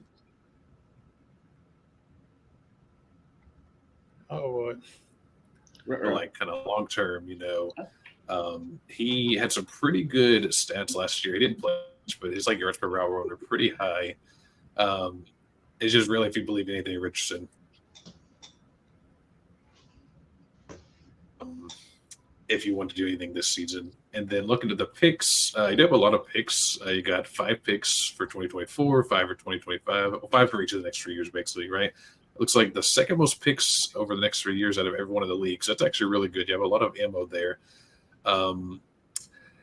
I think you could go one of 2 ways. If it was me, I would probably try to sell, probably try to tank a little bit, maybe use some of those stud receivers to upgrade, to either get picks or try to upgrade some of the other positions. I think you're probably fine at quarterback, but definitely got to upgrade running back and tight end. It could be a situation where maybe you're like 6-7 weeks in, just kind of feel how it is. If you're like 2-4, then maybe sell everyone. If you're like 3-3, maybe kind of push it and see what happens. But yeah, I think we've established there's some really powerful teams here. So I mean, unless some of these guys just have massively outpaced their expectations this year, I don't think you're going to be competing for a title. So it might be best to just kind of move on. But you have lots of key pieces. Like I would definitely want to keep Waddle. Personally, Ayuk is kind of on the fence, but there's some guys I would want to keep there. Do you guys have any thoughts on we should trade away anyone or try to acquire anyone? I would jump on trading Ayuk if I can. Like you said, I love him in real life, but yeah, just in a Shanahan offense, if you're not one of if you're not CMC and you're not Kittle, like it's going to be, I know, and even you're not Debo, and it's tough for Debo too, because Ayuk and him, are competing with each other. But also the way Shanahan will also if he's running, a toss left, just, to make it simple, and that's working, well, he's not going to stop. So you just run the risk of Shanny just being like, well, don't need Ayuk today. Yeah, that is the risk. I think you take McLaurin and you move him. A lot of people have a lot of high expectations for McLaurin. He's perennially everyone thinks he's one of the best wide receivers in the league. He's just hampered by bad QB play. But Jahan Dotson is just cheap Terry McLaurin.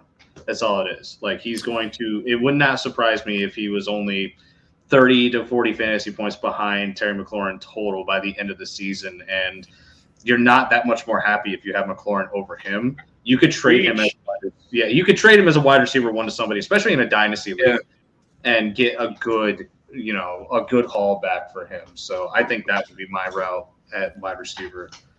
Pair him with Ayuk, see what you can get. That's a great combo to go after and really try to load up, because you've got the draft capital to kind of try and load up throughout the draft the past few years. Go get some players that you plant the flag on personally and use some of these guys as your.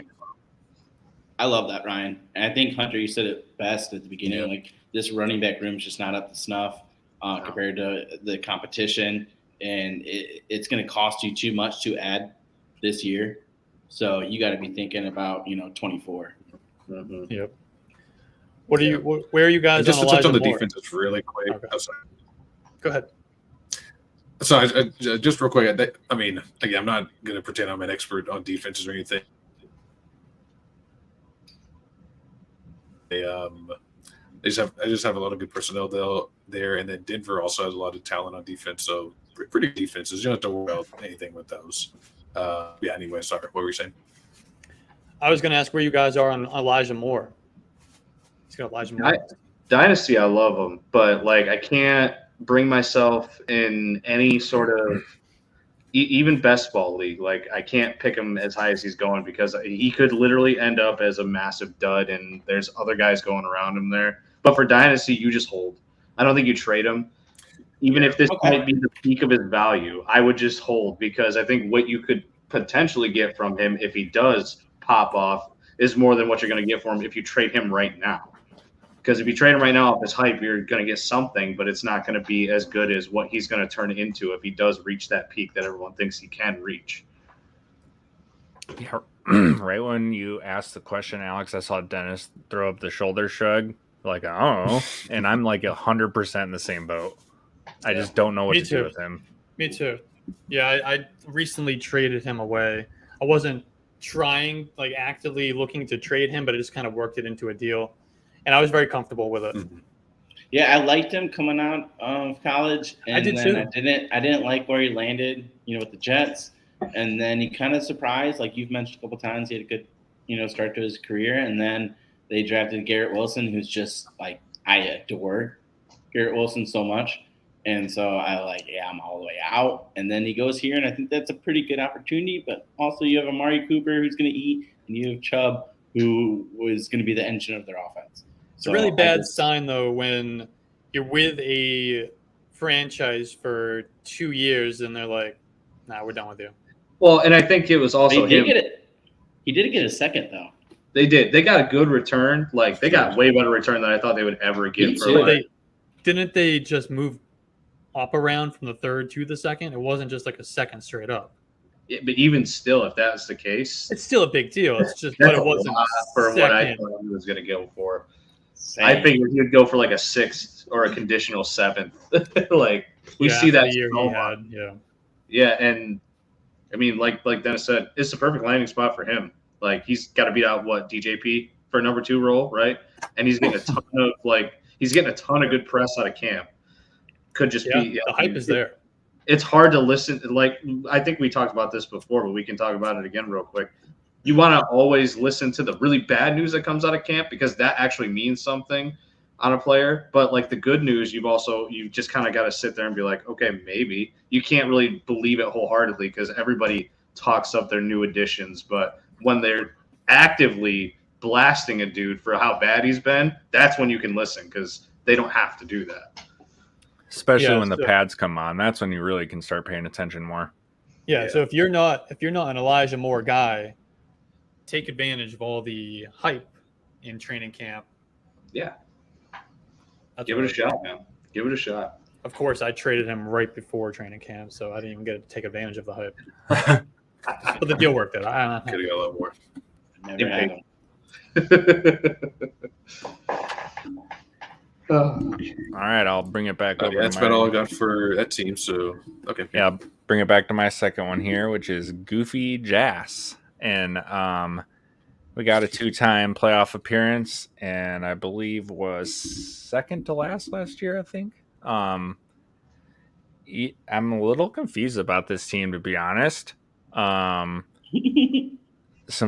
interesting decisions have been made. First, I'll start off in the quarterback room.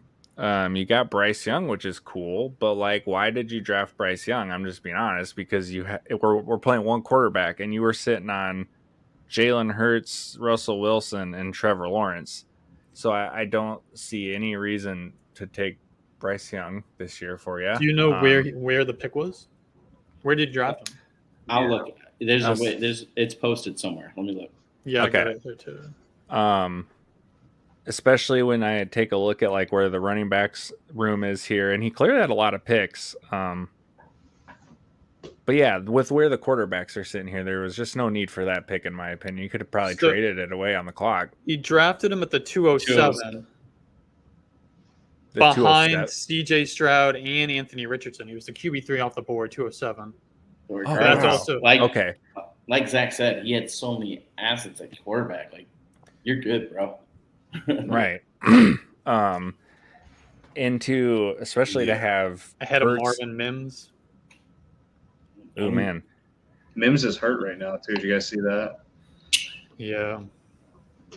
But so I just don't see the rationale behind taking Bryce Young when you've got Hurts, Trevor, and Russell Wilson. They were good players still on the board that I would have in a 1 quarterback lead. I would have taken over him.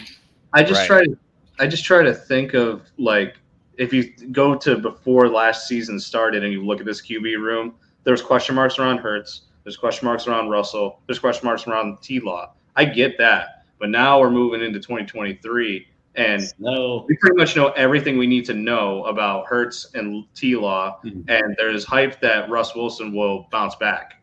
So, like they said, Bryce Young made no sense. Yeah. You've got Nemo here to trade, but I don't know what you do. Like, you got to make sure you can trade. Maybe he thought in this league. It's also true. It's hard in a 10 team to trade some of these types of quarterbacks. 1 QB league. this is like when someone's quarterback goes down, you need to pounce, and it doesn't matter who you move; it's whoever they want. Yeah. Agreed. Especially as when I look towards the rest of the team and where it's at. Hurts is just a fucking monster. Like I went all out and traded for him in a league that I'm contending in and I actually paired him with Trevor too, because it's like he just gets so many goal line rushes. That offense is just straight behemoth. They just score a shitload of points. He gets rushing yards. His accuracy is just like greatly improved. He's tough to bring down. He is, he can create. Got weapons. Right. Like just everything is there for him. And then obviously I'm Trevor Lawrence's number one fan. And I think I just tweeted about this yesterday, I think, but the growth we saw from him in season last year, like you just don't see that out of a young quarterback, like in season like that. Mm-hmm. Which I think speaks to him. Now he's got an entire offseason in an offense that he's returning to, in the same scheme that elevated Carson Wentz to MVP. So what is Trevor going to do now that he's able to like take command and he's not winging it anymore? And I don't know, I'm obviously super pumped for Trevor. In all of my energy and love for Trevor is somehow canceled out by some weird force. I can't figure it out yet, but hopefully we get to uncovering that. Yeah, you also got Sam Howell. I'm a big Sam Howell fan this year, but in a 10-team 1 QB league, like he's not even really that rosterable. Like you got to do something with some of these backups. Like there's got to be something you can't hold them for these guys. Like there's other positions of need that you can address with some of these guys. Like I mean, Stetson Bennett. Why? Even that. Like, listen, I know he's getting some hype. We can talk to Hunter about the hype that's going around Stetson Bennett right now. But like, Ryan, stop. Stop it. 5 second clock. The man's older than all of us combined.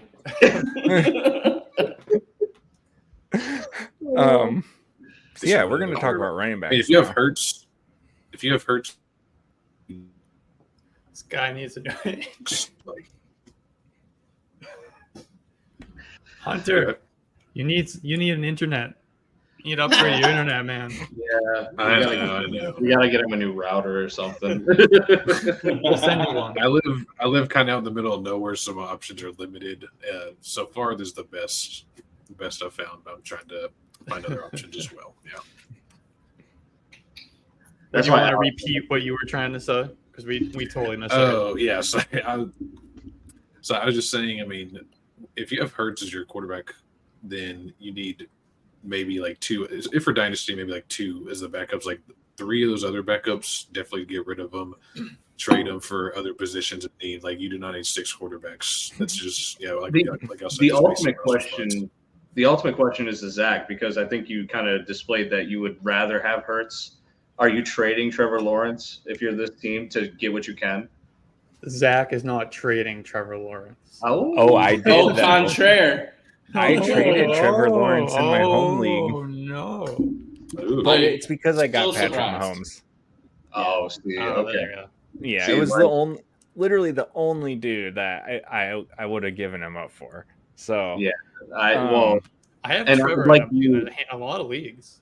You said that you were trying to trade for Jalen Hurts to go all in. Like in a super flex, I have Mahomes, and I did everything I could to get Hurts, like 2 firsts, more guys, and I got him. So now I traded for Hurts in a league this year too. Paired him with Lamar Jackson. Pretty pumped about that. Love that. So spicy. Like you live with Hurts, especially in this 1 QB league, and you go trade T-Law for the bountiful, riches that you can get for him. I think with some of these teams, I mean, we've seen some of the quarterbacks listed with some of these starters for other teams. They would kill for Trevor Lawrence. For me, it's whoever comes knocking, like whoever their guy, whatever they got, whichever guy they prefer and whoever's paying the most. Like it's all circumstantial to me in this scenario. Agreed. For running backs, it's also a little bit confusing of a room here because you got Aaron Jones and AJ Dillon, which I don't like this handcuff because AJ Dillon just stinks. I don't think has he even ran for 4 yards a carry yet. I think he has. I think so. I'm pretty sure that's happened. Hold on, let me go. I don't know.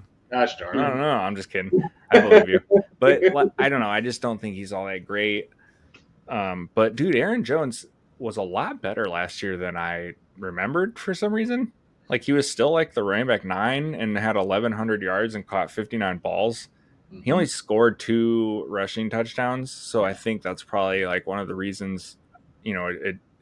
His season last year didn't really stick out as much, but you got to sell him.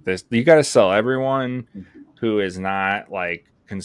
You got to make a list. Like these are my cornerstone dudes, and other than that, you're listening for everyone. Aaron Jones is definitely the dude I'm looking to sell, especially if you can find someone who has hurt and like just pounce wherever you can on him for sure. Another dude I'm looking to trade, Jamal Williams. Trade him ASAP because a contender is going to love that touchdown machine, and he does nothing for you. Same thing kind of goes for, I don't know. Do you guys think Cordero Patterson's going to be a thing this year at all? Because I keep thinking he's not, but then he always is. Nah, he's dead. You find the person in your league that believes in Cordero Patterson, and you get what you can. Because there's one guy usually in the league that likes him. But watching Bijan Robinson running routes in training camp, it's over for Cordero Patterson. Unless he literally moves to receiver, which they could use behind Drake London. I think that's been actually talked about, but I don't know if they'll make that change. He's their kicker. kicker. Seeing him at wide receiver. He's not. I was just about to say the dude got drafted as one, and he sucked. But yeah, so I'm trading Williams, Aaron Jones. I would trade Dillon if someone wanted. You also got J.K. Dobbins, which I'm trading him on this team as well because he doesn't fit your window at all.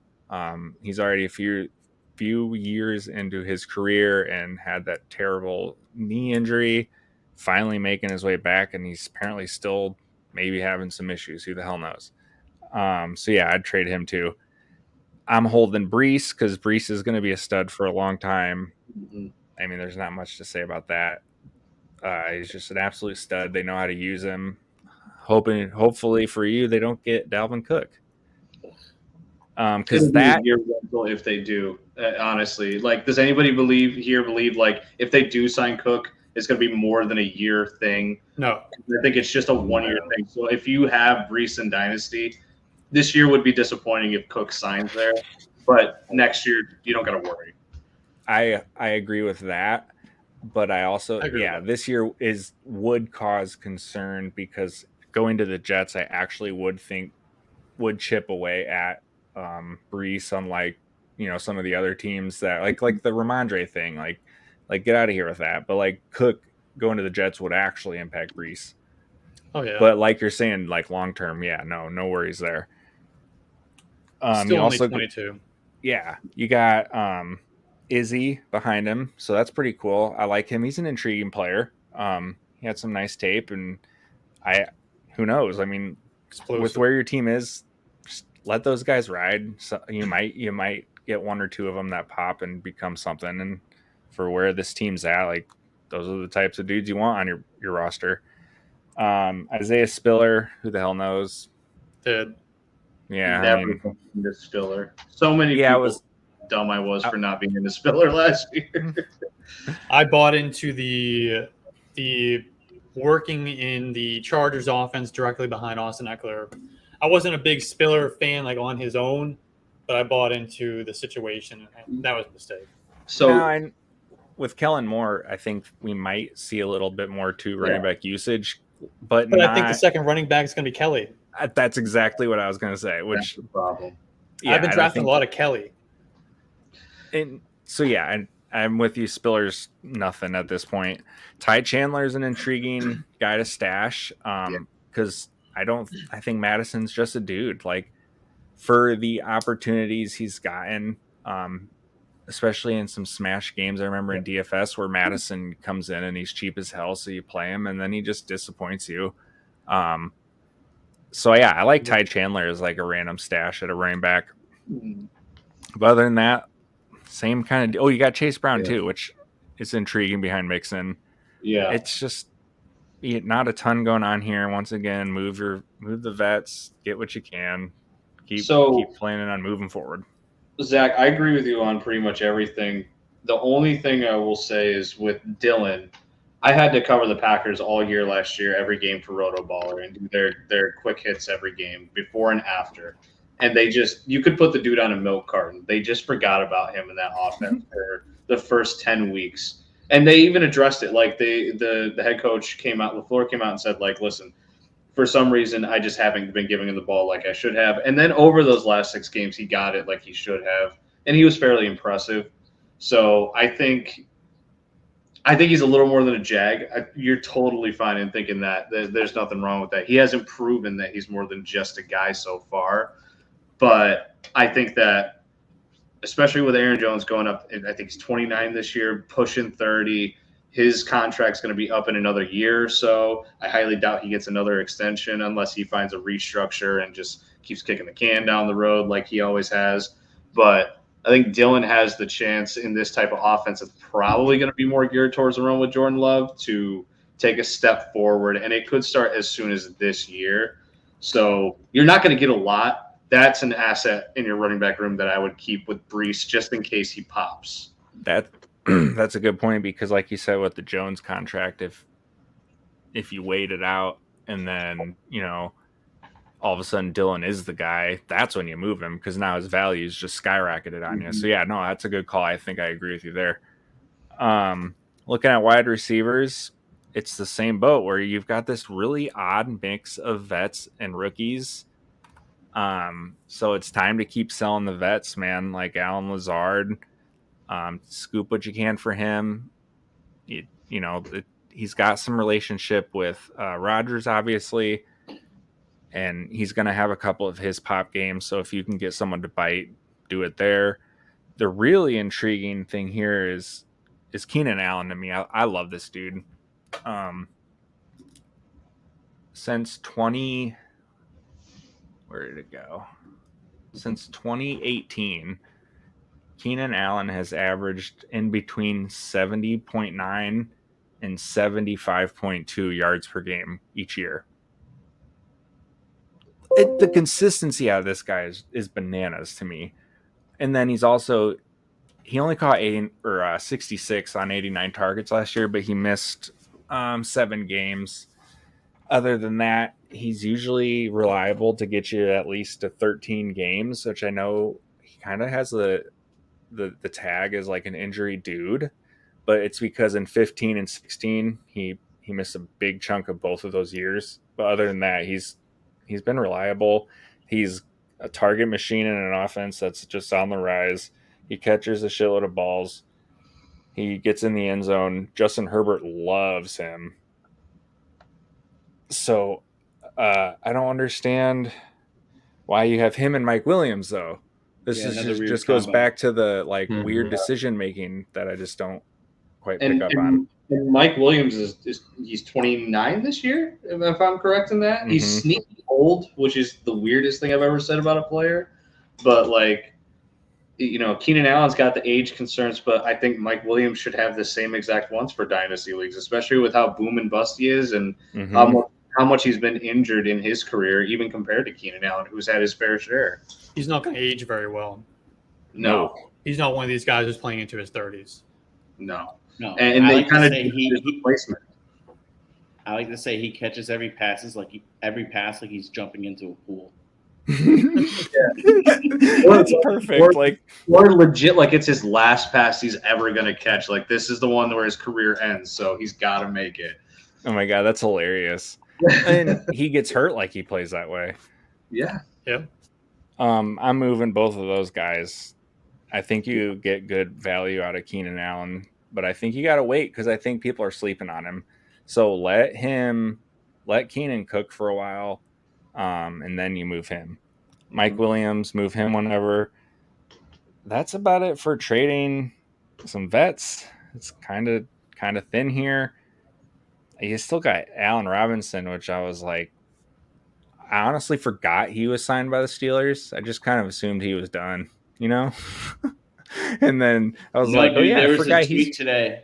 He's looking like 2016 Allen Robinson again. Didn't you see Yeah. it? Let's go. I Yeah, totally you guys- believe that. I say you guys yell at me for bringing up Trey Sermon. We're bringing up 2016 Allen Robinson. Oh, come on. Allen Robinson's Sarcastically. done something.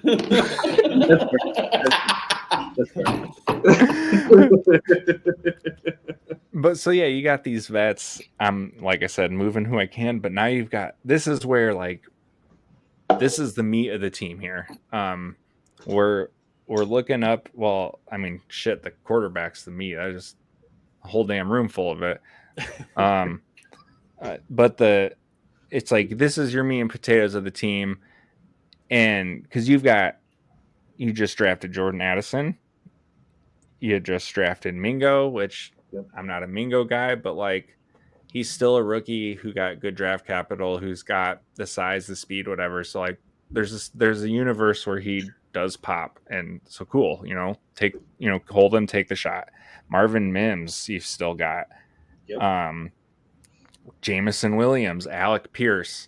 So like you've got a lot of nice young pieces at receiver that I'm definitely holding on to. That Jordan Addison story was weird because I know he said something about it was because his dog was having a health problem, but then did anyone ever like verify that? I was thinking the same thing. Was that legit? Yeah, I know, because like the cops obviously did they write him a ticket? It was like, I don't know. I just feel like if he got cited, that's all I saw is that he got cited. What the hell does that even mean? Did he just get a ticket? Is I that think what he that just got a means? ticket. Slow down. Don't do it again. That's about it. Yeah, I'm sure. It was 140, man. That's not when you just say that's slow down. ridiculous. You take the Yeah. field sobriety and the whole nine for that, man. Mm-hmm. Yeah, that's wild.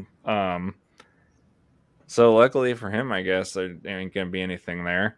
That But- cop's a Kings fan, no doubt. Yeah. Oh, yeah. But like Ryan mentioned, we could see a 700 pass attempt team here, which gives you, and he's third on the pecking order. There's plenty to go around. Like I like him as a prospect as well. He's just a guy who can run routes, get himself open. He's got some nice yak ability.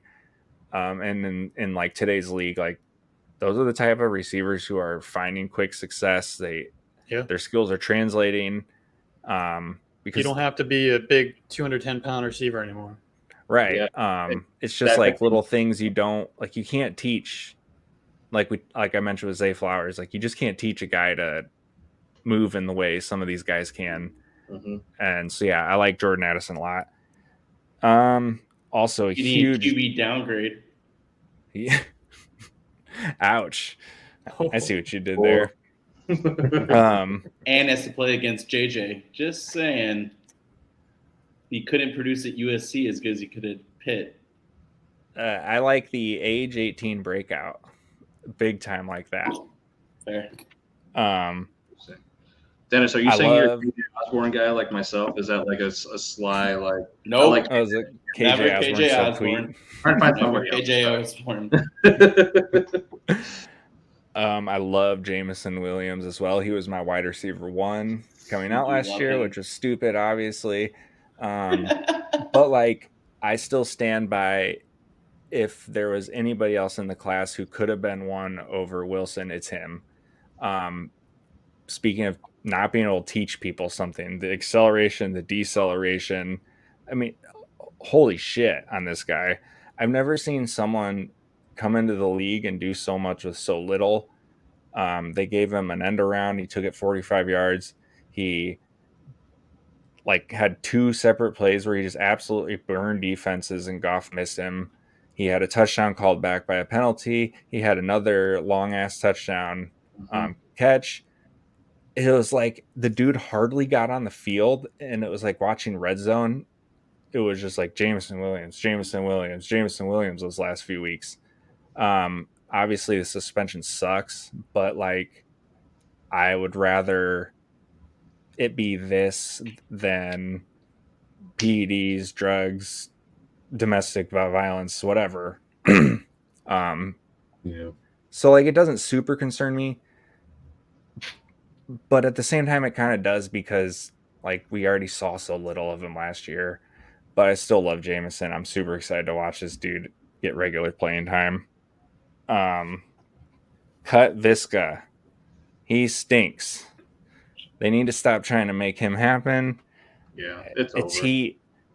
It was so funny to me because Jags traded him, and then a couple weeks later, he took a screen pass to the house untouched, and I was like, "Oh, here comes the Visca hype again," and it came. But it's time. It's time to cut the rope. You also got Tyquan Thornton. I didn't even bring up Alex. You're the Patriots guy. How do you feel about him? Overdrafted. They never should have taken him in the second round. Yeah. I'm doing nothing with Tyquan Thornton. I would have been okay taking the shot, but after they paid Juju and then they also paid Devontae Parker, like they were trying to get DeAndre Hopkins. I think he's a one-dimensional field stretcher. He's going to give you some speed.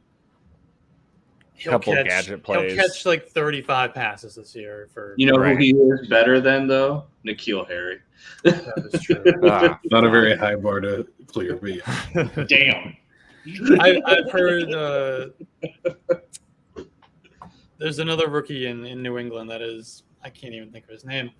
Keyshawn Voot. No, the other one though. 7th round, Demario something. Right. Yeah, I know he's outplaying Keyshawn Butte. Yeah, that doesn't surprise me. Don't even know he is, but Belichick loves hitting on them 7th rounders, man. Man, for Butte, it was like first thought was like, if anyone is gonna fix him, it's Bill, and it's like Bill can't even make him give a shit. Yes. Yeah. Not good. But yeah, like I said, you got some nice pieces here to build with and move forward on. By sheer like youth numbers, you're gonna at least get a couple that are gonna pan out. Which brings us to tight end. Yeah. So what are we waiting for? Yeah. So first of all, we got Darren Waller to start off. I'm trading him with where your team's at. He's more than likely only got a few years of solid production left. Move him. Where's your guys' needle on him? I'm just kind of curious on Waller. He'll this year you gotta like. I mean, this team I think is a rebuild, so you sell. But this year, I mean, the sky's the limit. He's going to lead that team in targets by a wide margin. They have nothing but slot receivers in New York. They're all hurt half the time. Like, I have so much Waller in best ball. And you should. Next to Dulcich, he's my second most owned tight end in best ball leagues right now. Mm-hmm. So my biggest concern is he's going to Julius Thomas him.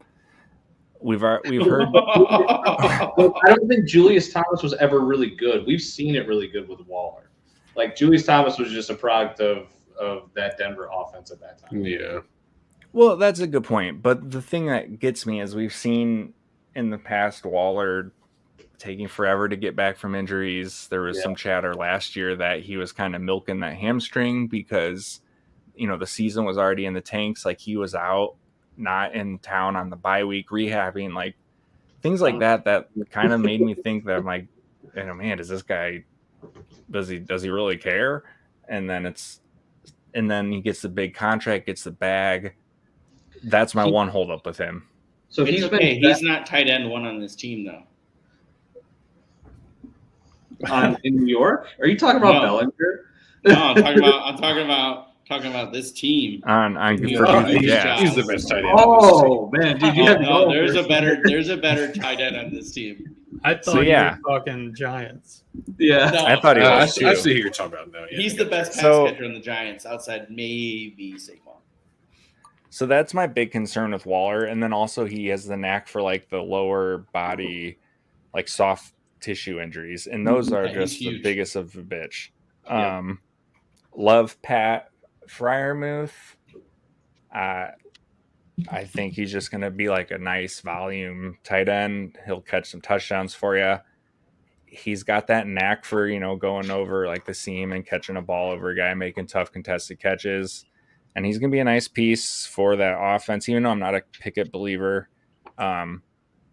He's just going to be a good tight end for a while, I think. I don't think he's ever going to be, in your top 3, maybe 5 echelon. But, like, there's still something to be said about the tight end who is just good for a long time. Because a lot of teams get stuck starting guys who suck. So, I mean, if you can at least get a dude who's serviceable at tight end, big boost. Watching his early career stuff so far is reminding me a lot of Goddard when he had to play behind Ertz. Like, he just takes that stuff over the middle and just gains 5 more yards as soon as he catches the ball.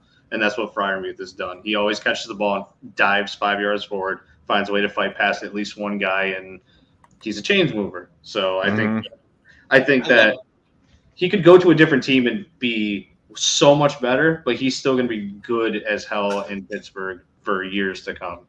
Yeah, I loved him out of Penn State. He was incredible, and then he really capped it off in that game, I want to say, versus Memphis. I believe Antonio Gibson was in that game. I could be wrong. Possible. I just remember he showed me something at Penn State. Yeah, and he's got some good rapport with Kenny Pickett, so I think you'll see another just solid season out of him. You could be talking like 800 yards, 7 touchdowns, whatever, and that'd be perfectly acceptable. Yeah. Which brings us to something we need to talk about.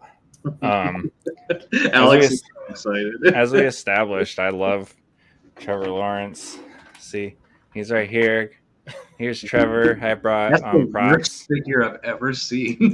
I know. Here's another one. That's he's on my wall. Big poster. I got another picture of him on the wall over here. There's an entire display case of rookie cards. That's a lot. I love Trevor Lawrence. Like a lot. And if there's one force in this planet that could cancel it out and take the excitement out of Trevor Lawrence, it's Tim fucking Tebow. Tight end 1. In the year 2023, we are rostering Tim Tebow. Are you related to Urban Meyer? Are you Urban Meyer? Are you Urban Meyer is the best one. The people need to know, because this is the most baffling decision we've gotten yet. It would explain some of the decisions on this roster. That's true. Maybe he thought he quarterback still is trying to get another quarterback since he loves quarterbacks so much. Oh my God, that's right. This guy just loves. He's going to convert him back to quarterback. How did he not have Taysom Hill? He should definitely have Taysom Hill. Oh, he should 100% have Taysom Hill. He should be trading everything he's got to get Taysom Hill. Make it happen. I had one main piece of trade advice, and actually it now becomes number 2, because number 1 is trade for Taysom Hill. See if someone will take Tebow for him. Number 2, you need to listen close, Goofy Jass, is I don't know where you are or what I have to do, but you better trade Trevor Lawrence. You are unworthy of the prince. And this roster needs to be wiped clean of this filth that is Tim Tebow. Trevor Lawrence does not deserve to be put together with this. And if there's anything I can do about getting him off of this roster and onto a team to an owner who will care about him and love him the way they should, I will do that. We said never again, Tebow and Lawrence. Never again. In all reality, is this like a mascot thing? Like he's just got like I totally understand the mascot route. I've seen it so many times. I mean, y'all's benches are ridiculously deep, so I mean, I do get that part. No, I don't. But not the Tebow part. If your mascot's Tim Tebow, you're a loser. I'm sorry. Whoa. Oh my god. The main note I wrote for he won a playoff game, bro. Oh my god, I forgot. You're right. He's just a winner. But now T-Law has too, so he can get that monkey off his back. That's true. And you know, the Tebow is just a winner. Well, he hasn't helped this team win at all. Oh my god. And I just want to say one thing to the fans and everybody in Gator Nation.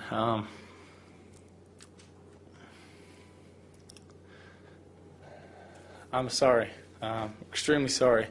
You know, we were hoping for an undefeated season. That was my goal. Something the floor's never done here. But I promise you one thing. A lot of good will come out of this. You have never seen any player in the entire country play as hard as I will play the rest of the season, and you never see someone push the rest of the team as hard as I will push everybody the rest of the season, and you never see a team play harder than we will the rest of this season. God bless. Jeez. Dropping the hammer. I saw Tim Tebow on a roster, and I instantly said, "This is my team. I'm going in." You called it first. That was in the Twitter chat. He's like, Tim Tebow's roster's mine. Like ESPN ISO ball. ESPN just brought back holy shit words. Brought back slam ball, and I'm putting on the helmet. I wrote down. We're gonna go back to all seriousness now. Sell. Yes. That's all you can do here is pick your guys that you want to move forward with. I know Ryan mentioned getting your guys earlier, which I'm huge on. So go find a couple of young guys who you love and go pay for them because you've got some vets that you can move for them. And you know what? You've got a shitload of picks too. Mm-hmm. That is your saving grace. You know, you're locked up at quarterback. You got nice young receivers. You have 324 firsts, 2 seconds, 4 thirds. And what Ryan mentioned about this class, I know everybody always talks about the next class, you know, next year's class, but like we've already know the star power is coming for sure in this class. Blue chip star power at quarterback. Well, you don't need, but Ryan back, you know, you still have a couple of guys up top who are great. Receivers are loaded. You got Brock Bowers. You could get you got the right draft to be loaded on the picks. Other than that, just keep grinding, find your guys, move forward, and please, for the love of God, get rid of Trevor. It's not even get rid of Tebow. It's get rid of Trevor. Which is the best part. This is personal for Zach. I'll go around and tell him a better waiver wire pickup than Tim Tebow. Name a player. That's who's better. That's my Voldemort, man.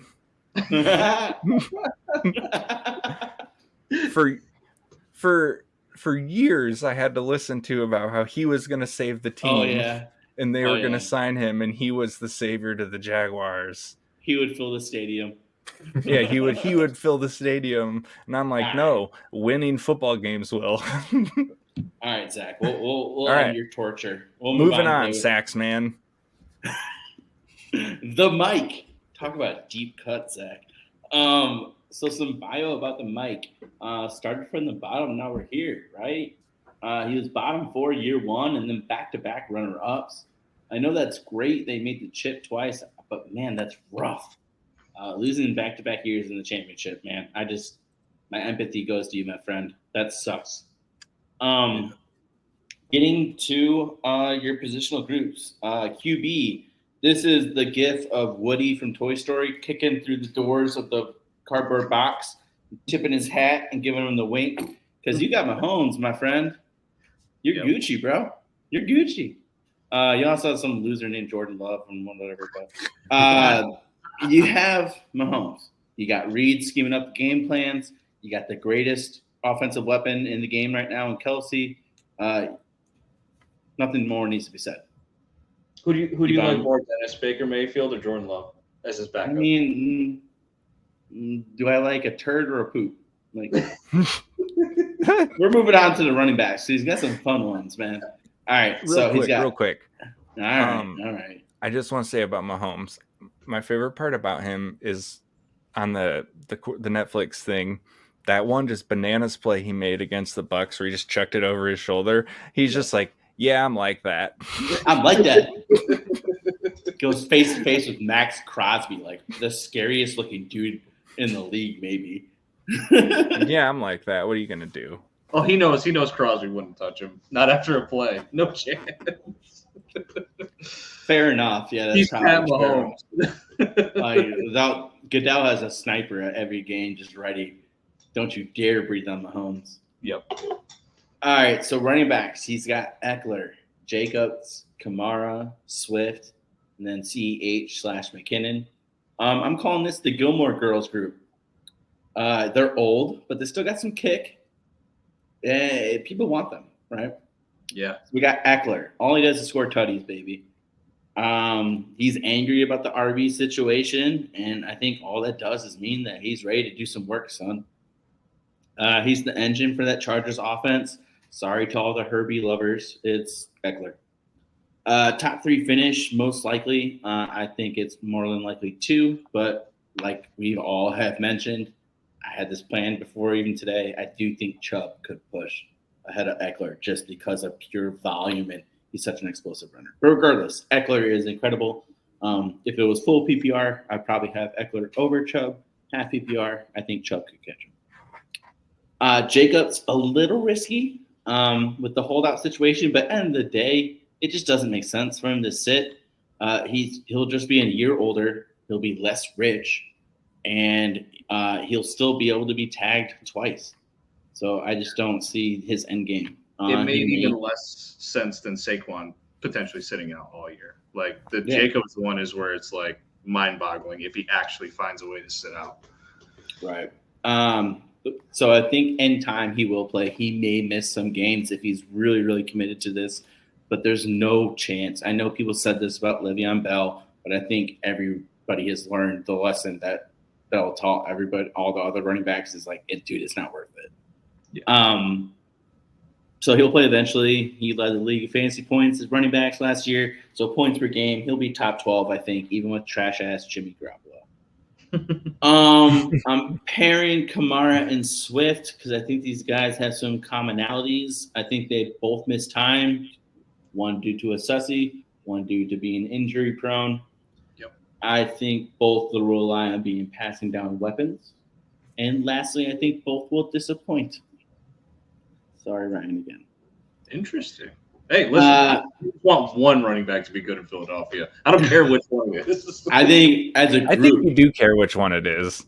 I think you definitely care which one it is. Now I have stake in it. But realistically, I don't care which one. I think you want to preach about it or maybe have a sermon. I mean, insert the gif of him just staring at the camera like. So I know that last line could have been harsh, but Drew Brees' NOLA offense is not coming through that door.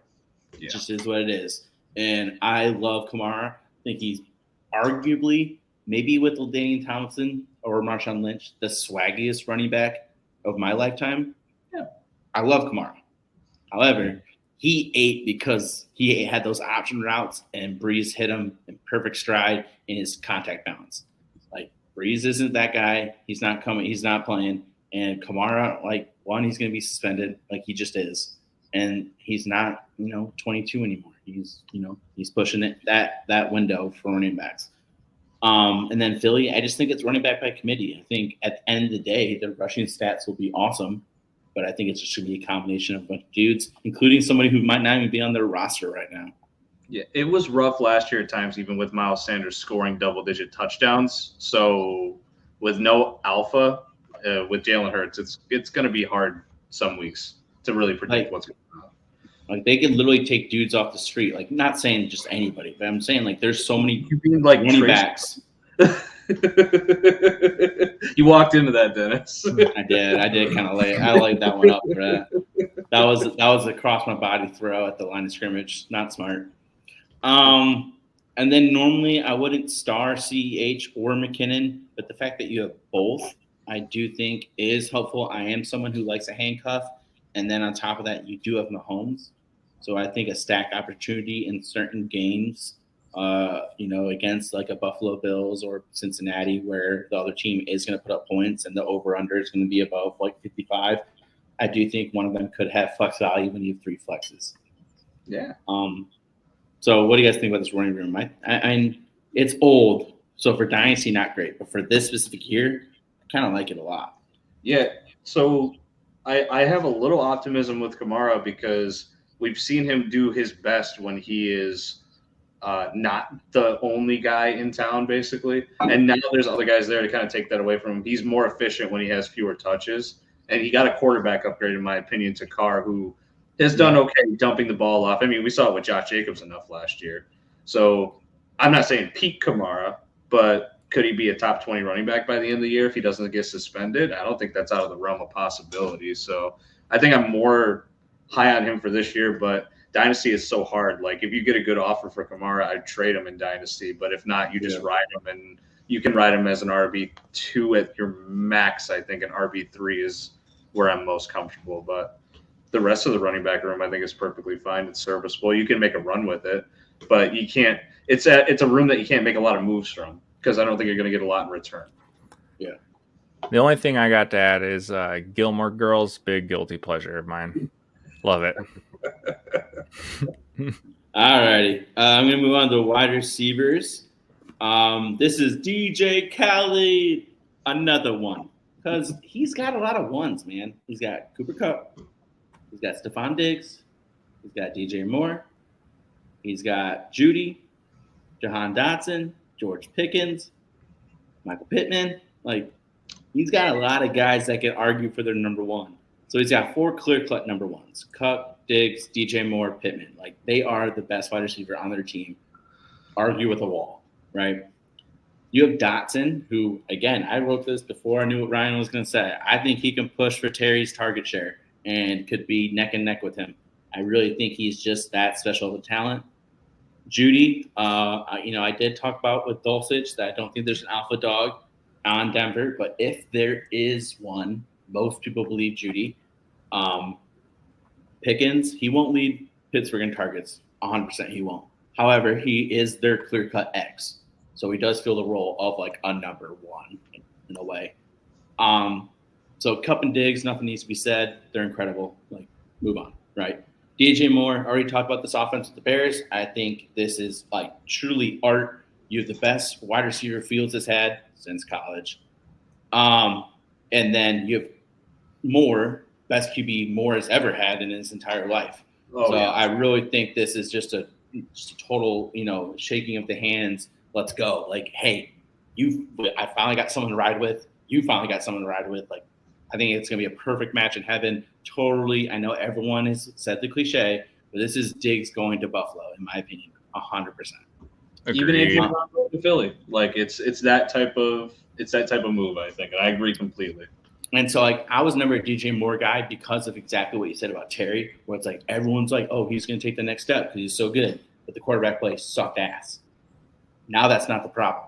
So I do think he is finally about to take that step. Mm-hmm. And by the way, wide receiver 26 on underdog, what the hell are y'all doing? He hasn't lasted anywhere near wide receiver 26 in my leagues. At one point, I was over 90% ownership or exposure to him. I don't even care. Damn. Oh, I don't. I'm gonna be. Well, no, it's worth it. That was a good damn, not a bad damn. Yeah. Oh, I am 100% all in. I don't even care. So their defense is gonna suck. So horrible. And they literally don't have a pass rusher. Like, we talked about the running back room. Like, they moved on from David Montgomery, who I think we all agree is much better than everything they've got there right now. Like, I don't. They're gonna. I think that they're going to find a way to open up the passing game more. And if the running happens, it's gonna be Fields anyways. So it's not like that. The valuable carries, I think, are gonna go Fields' way inside the 20s for the most part. So why not bet on an upgrade in the passing offense, especially now that he's got good guys to throw to, and they just signed Cole Kmet to an extension. So they obviously want to. They're invested. I know not everyone here loves Kmet, but like they're investing in the passing game. They invest in DJ Moore. They invest in Cole Kmet. They've got first round draft pick tackle. Yeah, exactly. So they're investing. The moves are showing you they're going to try and pass a lot more. I will say, and I do like DJ Moore a lot in real life. And long term for fantasy, he could be really good. This year in particular, I'm not the biggest fan. I'm not saying like he's a horrible pick or anything, but it has nothing to do with him really. It's just their offensive line is really good at run blocking and is really bad at pass blocking. So I think and they have pretty solid running backs, and they're just not going to pass a ton.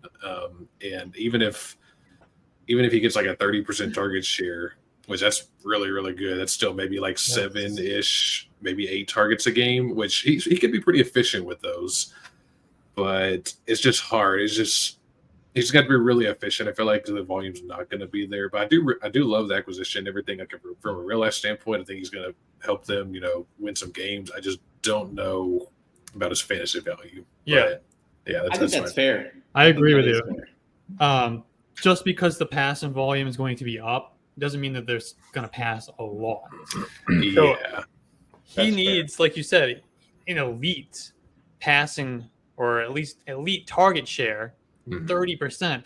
That's still going to top him out at 130, 135 targets for the season. That's not where these elite number one wide receivers are.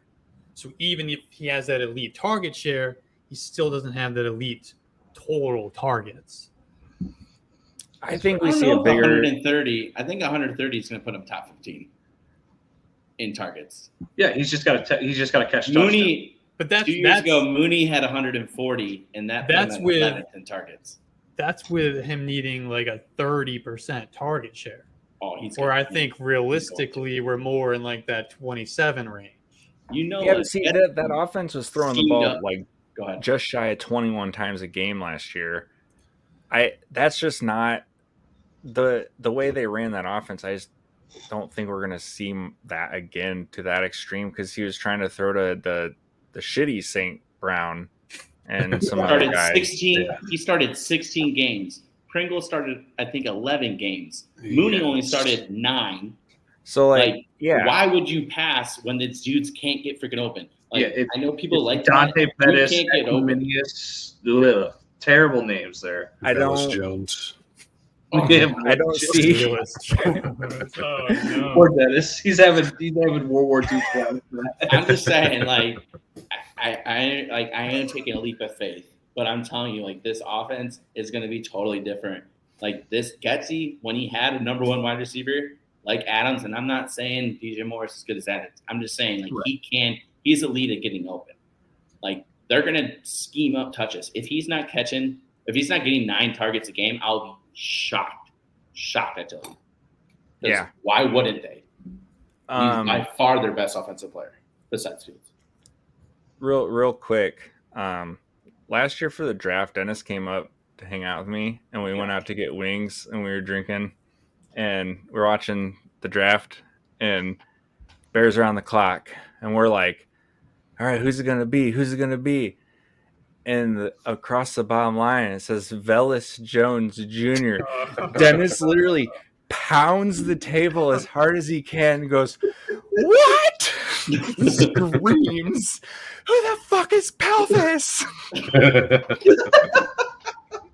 I go, Pelvis Jones. I go, I watched 40 wide receivers a year. I don't even know who the fuck this is. It was the funniest thing. One of the worst picks of all time. He was a grandpa. I didn't even know he was a grandpa. He's so old. Alex is used to watching bad wide receivers get drafted by his team, and yet Velus Jones still stands at the top. Yeah. I mean, I had a similar reaction with Tyquan Thornton, but at least he's 22 years old. 23. And you knew what his name was, probably, at least. Well, I knew who Velus Jones was, but I not that early. Good for you, brother. That early. I was expecting him the 6th round. All right, I'm moving on to actual NFL players that matter. So, like I said, before we go into more smashing the Bears, I was excited for Tebow. You got me there. But yeah, Judy, straight up, I would trade him. Like, you have great wide receiver depth. The hype is there right now. The hype is there. I was in a similar situation. I had J.K. Dobbins. And I really like J.K. Dobbins, and someone offered me a first plus a cunt, and I ended up taking it because I'm like, yo, there's a situation where like I never get this value back again. And I think Judy might be in that same spot. Because if he doesn't do it this year, are you ever going to get a first plus where you might get a first plus this year? No. No. Because the hype is there, and there's a lot of unknowns. So now's the time. And like, you have the depth that you could take a different position, you could take picks, like you can totally mix and match. And so I would, but you don't have to. If you believe in them, I say keep them. Like we've said multiple times, get your guys. If you are like, yo, I like Judy a lot, I spent an early first round pick to get him a couple years ago, it's finally going to happen, then I say roll with it, right? Because he is consensus, the dude who's going to break out in Denver. And then the last guy we already talked about, Dotson, guy can play. Elite catch radius for his size, great route runner, crazy hands, tough as a fucker. Like, he's just good. Lastly, we have the tight end group. Kittle and Ingram. And so I went with it's an old one, the Monty Python. 'Tis a flesh wound. Because if you can promise me this group will stay healthy, then it's goddamn elite. Yeah, likely a top 4 finish. You got likely a top 8 finish. However, both these guys have struggled. That's probably been their number one issue their entire careers is can you count on them to be ready week to week to week? Kittle has some concern because of all the guys, when all the guys were there. You know, you got Debo, Ayuk, Calf, Kittle, like the big 4 skilled guys, right? Debo had over 20% target share. McCaffrey had over 20% target share with Purdy. Ayuk was 3rd with like 16.5, and then Kittle was 4th with 11.5. Mm-hmm. That said, I'm legit shocked by that. Well, that's when all of them are healthy. And like we've talked about, San Francisco, whatever reason, they've been snake bitten under the Kyle Shanahan era. Mm-hmm. And when, Kittle was the one that stayed healthy down the stretch, and he absolutely won people championships. So I truly believe in Kittle. I have a lot of them this year, more than I ever have had, just because he has, for whatever reason, this is the only, he said on Part of My Take, this is the first offseason where you didn't have to rehab anything. And I think that's huge for guys when they can actually rest and then just have a normal training regimen to get better. So I do like Kittle a lot. You got to be worried just because he's so damn physical. He just gets banged up. The other guy, Ingram, burst on the scene hard in the second half of the season. Had monster tight end 1 weeks. He's got a great quarterback. He's got a great, scheme for him. Adding Ridley does hurt because I don't know if I'm in the minority or not. I do think Ridley is going to be that consistent guy that gets his every single week, gets schemed every single week. That said, he's always a threat if he's got Larry throwing to him and he's got Dougie P drawing up plays for him. Mm-hmm. So it's a good tight end. I really like it. Oh yeah, you can't. Probably the caveat that Larry is our home league's nickname for Trevor that nobody else knows. Yeah. Right, Lawrence is short for Larry is short for Lawrence. Right? Yeah. No. It was the origin was that it was like the most regular ass name for like the beautiful blonde haired, prosperous young quarterback Larry. Yeah. I think it's because Larry is short for Lawrence, but whatever. Defense, I don't care. So moving on. Picks, no 24 early picks. That hurts you a lot, aka Judy trade. But that's okay, man. You got a good ass team. Like I said, you've gone back to back into the shits and you lost. So this is one of the rare times. I rarely ever go all in on a team. This is a team I go all in because you do have your 25 and 26 first and seconds. I really like this team. You got a lot of good star power depth. I would go for it, dude. You get an early injury, fill that hole. That's what I would do. You see some teams start slow and maybe they might be reloading and rebuilding. Attack that team. Tell them what are you willing to give up? Because I'll be looking to go for it. I know we've talked about some really good teams in this league. I think you're right there, man.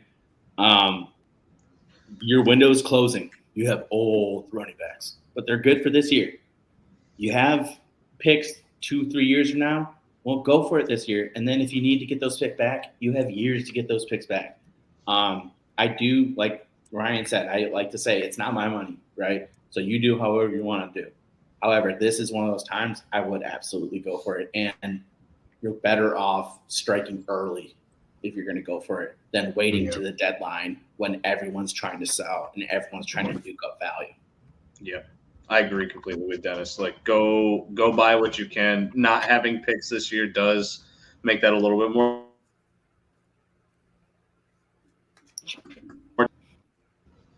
Oh, my thing froze, didn't it? All of you are smiling. Oh, you're back.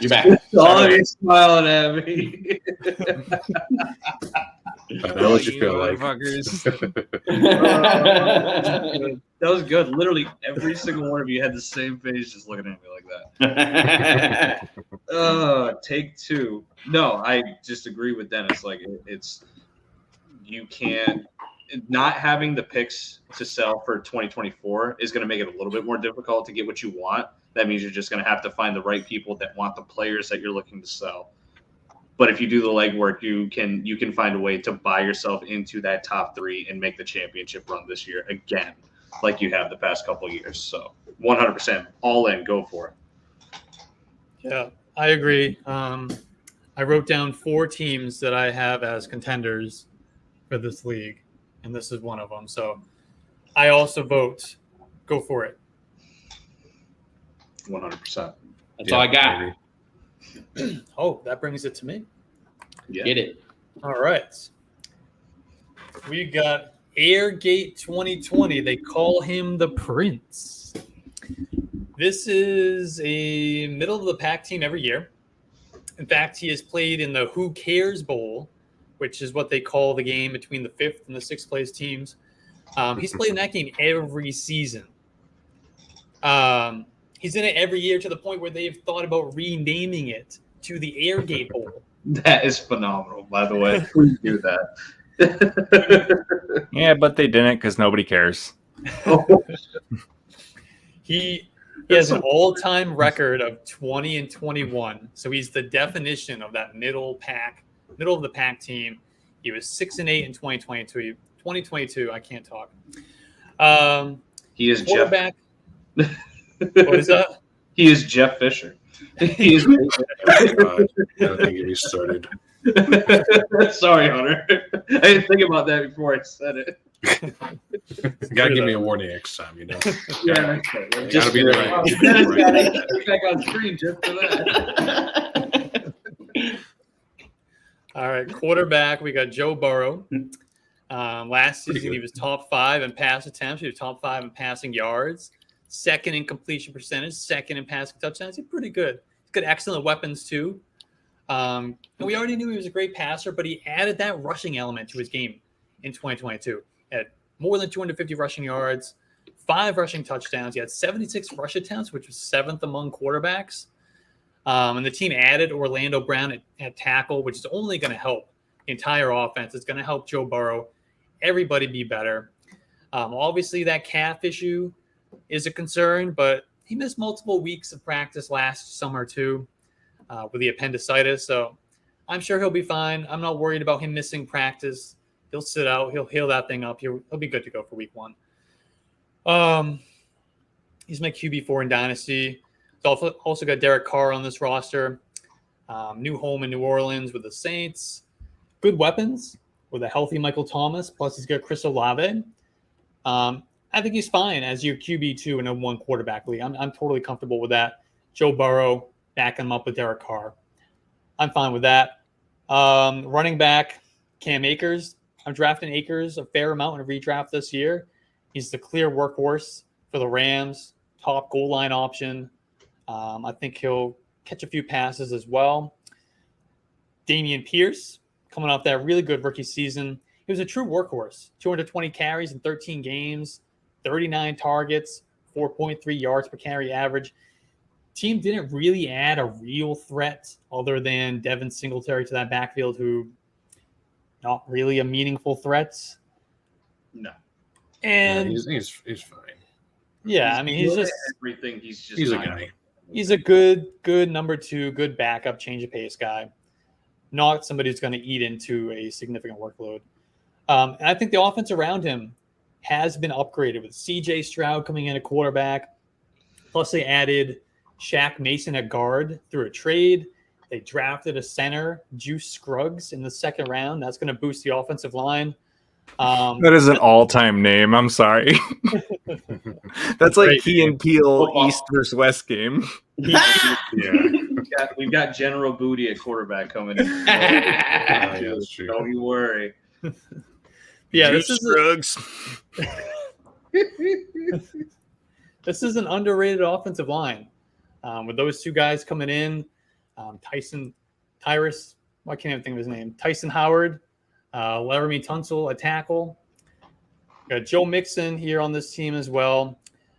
His efficiency wasn't great last year, but he's the clear RB1 and one of the league's most explosive offenses. He was the RB5 and RB7 in fantasy points per game in 2021 and 2022. Whether he's efficient or not as a runner, he's still going to be heavily involved as a pass catcher. He had a career-high 60 receptions last season. And the Bengals continue to put in work into improving the offensive line. Like I just mentioned, they added Pro Bowl tackle Orlando Brown. Samaje Perine is gone. Yep.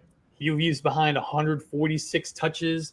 No clear replacement behind him. So I think everything tells us that the volume is going to be there. Touchdown upside is significant. He could easily score 10-plus touchdowns in this offense. But speaking of Samaje Perine, he's also on this roster. He was an elite handcuff to Joe Mixon last year. From weeks 11 through 13, when Mixon was out, he averaged just under 24 fantasy points per game, which is elite. He was the RB2, the RB10, and the RB3 in those weeks. And we don't know what's going to happen with Javonte Williams, but it's likely that Perine is going to be involved pretty heavily, whether he is starting the season off as the guy or if he's, sharing the backfield with Javonte Williams as they work Williams back. Because there's no way that Williams is going to come back to a bell cow role probably at any point this season, but especially not early on. Mm-hmm. And the Broncos offense should be much improved, especially the offensive line. They signed Mike McGlinchey at tackle. They signed guard Ben Powers in free agency as well. They also will be getting their starting tackle Garrett Bowles back after he missed nearly all of last season with a broken leg. So things are pointing up for that Broncos offense, and that'll be pretty good for Samaje Perine. I want to talk about Zamir White for a second, who's on this roster. He's a little bit deeper on the depth chart for this team, but he was an impressive prospect coming out of Georgia. Mm-hmm. Good size, good athleticism. He led the Bulldogs in rushing in each of his final 2 seasons, despite sharing the backfield with James Cook. And it's hard to imagine that Josh Jacobs is going to be able to hold up for another season with the level of workload that he saw in 2022. He had 400 touches.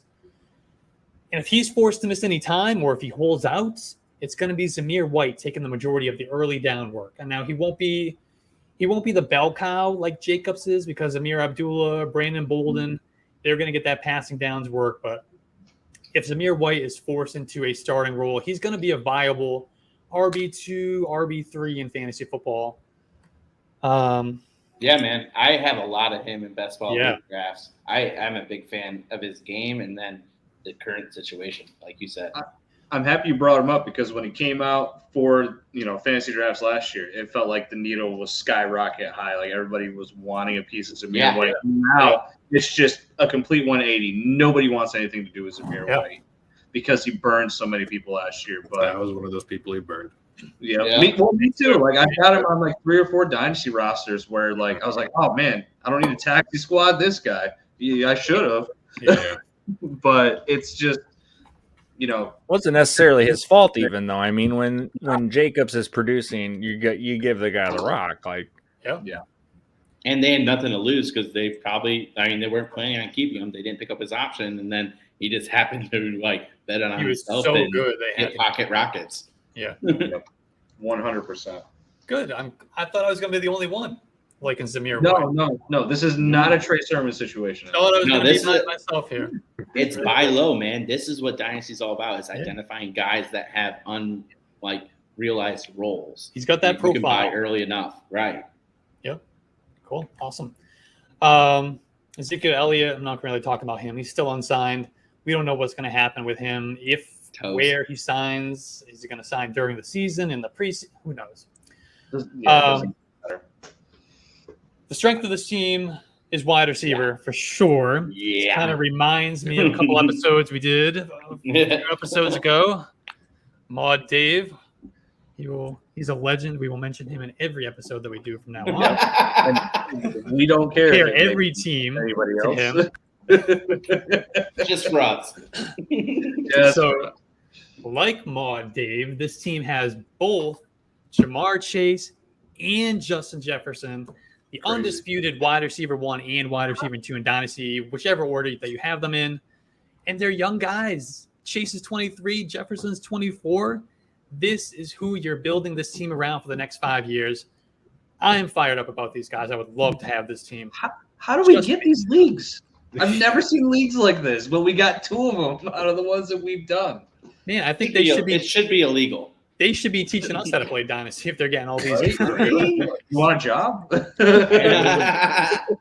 Come on, one get on dude- the YouTube channel for sure. The one dude who the first team that I did is a commissioner, so no So wonder good. he wanted to pay money for us to talk about him. Oh, that's a great point. Just meat right them. I don't think it was the commissioner who paid for the league. Actually, Oh, it was well, somebody never else. And funny story. We'll get off on a little tangent here. The league does not know that we're doing this podcast. Oh, snap. I didn't know that. I forgot to tell you guys that. So when I cool. joined their group chat, which is why I didn't give you guys the link. When I joined their group chat, the guy who ordered the podcast, he said, "Don't say anything in the podcast. In the chat. Don't tell them why you're here." The flags went up like crazy. They were freaking out. Oh my Who the God. hell is this guy? What are you doing? What is happening? Last time you did this, X amount, whatever happened. They were freaking out. I had to get in, get my screenshots, and get the hell out of there. I love it. We ran my a life false in there. flag operation. I love it. Dennis, you know the same thing would happen in our home league. Oh yeah, Yeah. dude. You know, We'd be talking days conspiracy theories. Yeah, we would be like internet sleuthing the shit out of that. Yeah, that'd be fun. Yeah, They're I was getting very bullied in guys. there. I was in there for 10 seconds. I was getting bullied. Like, who the hell is this guy? So I'm excited to get their reaction when we. Oh, I that's can't wait phenomenal. now. That's phenomenal. All right, let's get back to these stud wide receivers because it does not end at Jamar Chase and Justin Jefferson. It goes on to Devontae Smith. He really played really well last year as the number 2 to AJ Brown. I think he's a better fit as the number 2 than a number 1 in that offense. I thought you were going to say Rashid Shaheed. That's my guy. Really? Yeah, he's a stud. I like All right, Shaheed, we'll too. talk Dennis about and I are so much alike, but we can't agree on Kyle Pitts and Trey. He's a big Venn diagram, but there's those thin slivers. So I am so not a Rashid Shaheed guy that I didn't even put him in my notes. I wasn't even going to talk about him at all. So tell me about him. What do we want? What do we like about him? What? Speed, Open playmaker. deep. I was gonna say he can run fast. That's all He I does got. fit with Derek Carr. Derek Carr likes to chuck it. I Play mean, action hero. he produces on so little touches. What happens if he gets more? Like that's all it takes, man. That Is he going to get more though? See, that's yeah. See, I'm a big Michael Thomas guy this year, so I don't know. Yeah, he's probably more best ball guy, but Yeah. I love him. I just love his game, man, and his name rhymes. That's dope. I have drafted him I butchered drafted his name, but it was a dope. couple of times on Underdog. But Yeah, for me, it's just like that sample size from last year is so small, and yet, like, yeah, maybe he could get more, but it's hard to make a true assumption whenever he didn't have high draft capital. It wasn't Came out of regarded nowhere. highly. I mean, some guys come out of nowhere, it happens, but Short King. It's also not like we're expecting him to be some. I was say elite a receiver. Short King represent like we love an underdog story, and he is that guy. So that's probably why Ryan and I just love him so much. Yeah, Short Kings and small sample sizes. That's what all you need. That's what you need. That is like a name of like an emo album.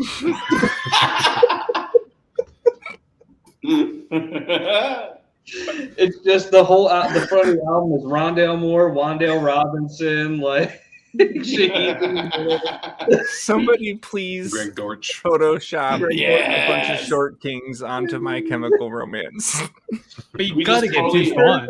You got to You get just Deuce Vaughn in there. derailed Alex so hard. Oh, Deuce Vaughn leads the whole thing. Deuce He's the one Vaughn with is like the the cover. big He is hat. the front guy on his little step stool right. Shout out Tariq Cohen. That was my boy. Yeah. Tariq Cohen, Darren Sproles is in there somewhere.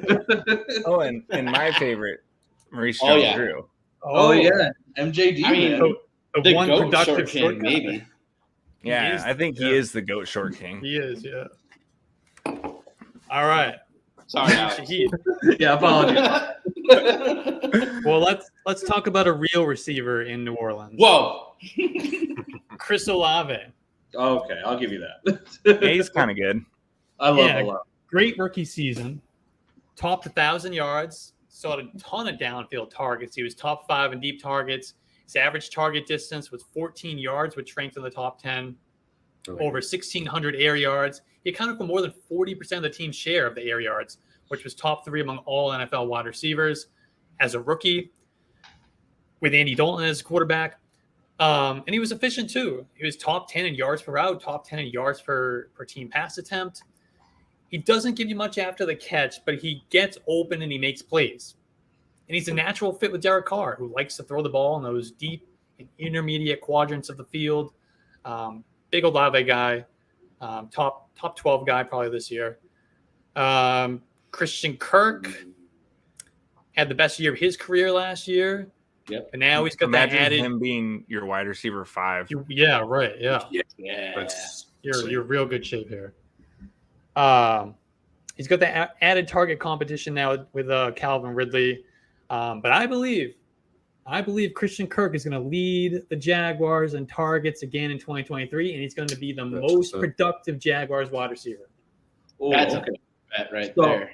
I agree with you that he leads the team in targets. Productive, we might disagree. It'll depend. Like 10-yard receptions versus 20-yard receptions for Calvin Ridley might offset some things. I See, I think think Kirk is in that 20 to flipped. 30 range. Yeah. He's not top I think 20. it's flipped. No. Interesting. I kind of agree with Alex here. I do like Kirk a lot. It's nothing really against Ridley. I just think Kirk is kind of being underrated. He's not going to be as heavily focused on, probably the team's top corner is going to focus on Ridley now. And yeah, Ridley is probably more talented, but I think still lots of opportunity for him there.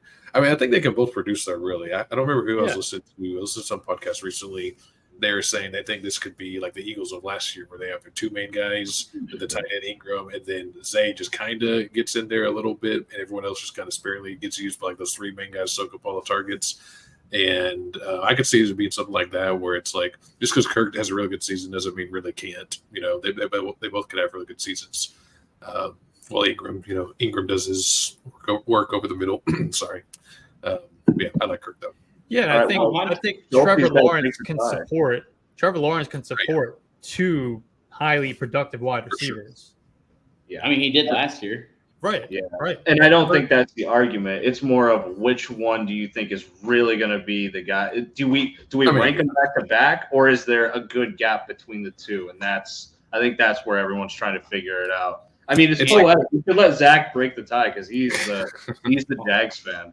Well, I would push back on saying, like, on the Kirk to Devontae Smith hype comparison, just because Smith wins downfield way more than Kirk does. Well, yeah, I'm not saying he's Kirk really needs to get fed, and I think between him and Ingram in the slot in the middle of the field, I think them two are gonna kind of neutralize each other in the way that Calvin Ridley, like, he's so much better than Zay, Like if they're going downfield, it's going to be Ridley. Another big difference too is like with Philadelphia, it's those three of Goddard and Smith and AJB, and Quez Watkins is like so far back that you can't even see him compared to those guys. Whereas Zay Jones, I think, is way closer to like those three starters of Ridley, Kirk, and Ingram compared to the four of Philadelphia. That's, like I said, way back when you're looking at those. Yeah, top. that's fair. It's definitely not like a clean 1-to-1 comparison, but I could see. Totally understand what you're saying, though. I get that. Yeah, I get what you're saying 100% too. Up is very possible. All I know is I can't watch Calvin Ridley camp highlights in public. It's the pleat of your pants, Zach. It's okay. Oh, sorry. It's a pattern of the pleats. Yes, you're right. As long as we can always see your face, we should probably be fine, honestly. I'm actually taking him back to the store right now. That's why he hasn't stood up the whole time.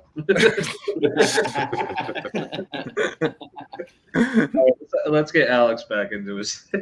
Sorry, Alex, we did it again. Yeah. So, I want to stay on Calvin Ridley and Christian Kirk for one more second because I think that it's opposite of what you guys are saying. I think Christian Kirk is your more splash play, down the field guy, whereas Calvin Ridley is more your underneath target. Judging by your faces, you highly disagree.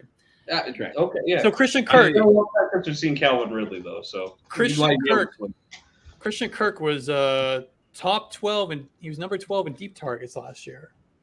Okay. And Calvin Ridley, I take it back. Suspended. I take it back. It backfired quickly.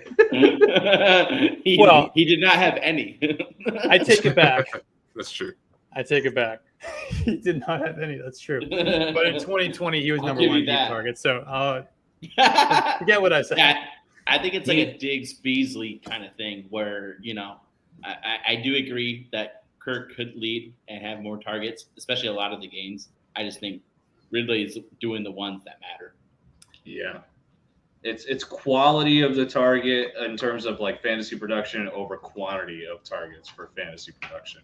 And I think that's where it's going to fall in Ridley's favor, I should say. All right. Cortland Sutton. Not a big asshole Cortland Sutton fan anymore. Where did that come from? Whoa. He's dead to me. That's all. You drafted him in the 3rd round last year. I traded for him. Sutton stack, all right? I should be burning Denver to the ground. I think he burned us all last year. Yeah. Asshole. Oh, God. All right, let's move to tight end. Oh, good Lord. I think we got our thoughts on Cortland Sutton out. I will say the one thing it made so much sense with Russ being like the jump ball contested guy, and Russ has the knack for like getting the ball to his guys downfield like that. It made so much sense. Mm-hmm. And then he came out as wide receiver 40. Yeah, at least 40. Yeah, he was top 40. He was top 10. He was top 10 in success rate versus man coverage. That's something. That's not nothing. That's going to equate to something eventually. Something. That age 29 breakout's going to happen. Is he really 29? No, he's 28. Just like the old adage. We got to wait one more year. Next year's the year. Old adage. The old Devontae Parker. Yeah. Oh, God. 3 years, $33 million. Sorry, Alex. Tight end. Dalton Kincaid. We know he was drafted in the 1st round. He's a move tight end. He's 6'4", 246. He's got good speed. Runs good routes. Dominates in contested catch situations. He can win in all areas of the field. And he's got the ball skills of a wide receiver. He's going to need to improve his blocking and his play strength if he's going to become a more well-rounded tight end. But otherwise, I think he's one of the top players at the position in what was a really strong 2023 tight end class. Mhm. I don't know if he's the tight end one, but he landed in a dream offense with Josh Allen and the Bills. But he is still a tight end, and we know historically tight ends take a little bit of time to get acclimated to the NFL in most cases before they break out. And let's not forget, the Bills have a quality tight end on their roster in Dawson Knox. He's not just going to slide over and let the rookie take his job. So while this is a great long-term addition for the Bills and for dynasty teams, I still think we have to keep our expectations in check for Dalton Kincaid in the short term. But speaking of Dawson Knox, he is also on this roster. And like I said with Kincaid, Dawson Knox he's not just going to roll over and let the rookie take his job. And I actually don't expect that his production is going to come down a whole lot. I'm still taking him in some best ball drafts as a low to mid tight end 2 in the later rounds. And we got Dalton Schultz, who I think he benefited a lot from having Dak Prescott as his quarterback over the last couple of years, in an offense that never really had that reliable number 3 option. And even at times, they didn't even have a really good number 2 with all the injuries to, Michael Gallup. And they tried to squeeze T.Y. Hilton in there, at the end of his career. So I don't expect him to have the same level of production in Houston that he had in Dallas. And I know we talked about this for a minute on one of the last episodes that we did, but this situation reminds me a little bit of when Austin Hooper went from the Falcons to the Browns a couple of years ago. Mm-hmm. Though I do think Dalton Schultz is a little bit more talented than Austin Hooper. Yeah. So since that, it's funny you bring that up. Since that, I have gotten into an argument on Twitter with some of the people that I work with at Rotoballer who are very high on Dalton Schultz. And the main reason that they present it to me is CJ Stroud is known for his accuracy, and he's getting a lot of praise for his accuracy right now in camp. And it's pretty undisputed. I don't think any of us believe that anyone else is going to finish with more targets in Houston than Schultz probably will this year. I mean, is there anybody else that you think is going to finish with more targets? Any of you guys in Houston? I think Nico could, to be honest. Mechie.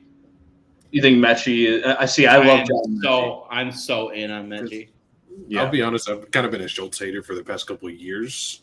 So I'm not. I mean, it really is just like the target competition is really the only thing that's going for him. Like, it's still going to be probably a bad offense. He's not that talented as a player. Like, really in Dallas, like he was only good like against zone coverage and stuff. Like against man, he could not beat his man. He's not super athletic. He fell into the end zone sometimes. So like, I'm just not.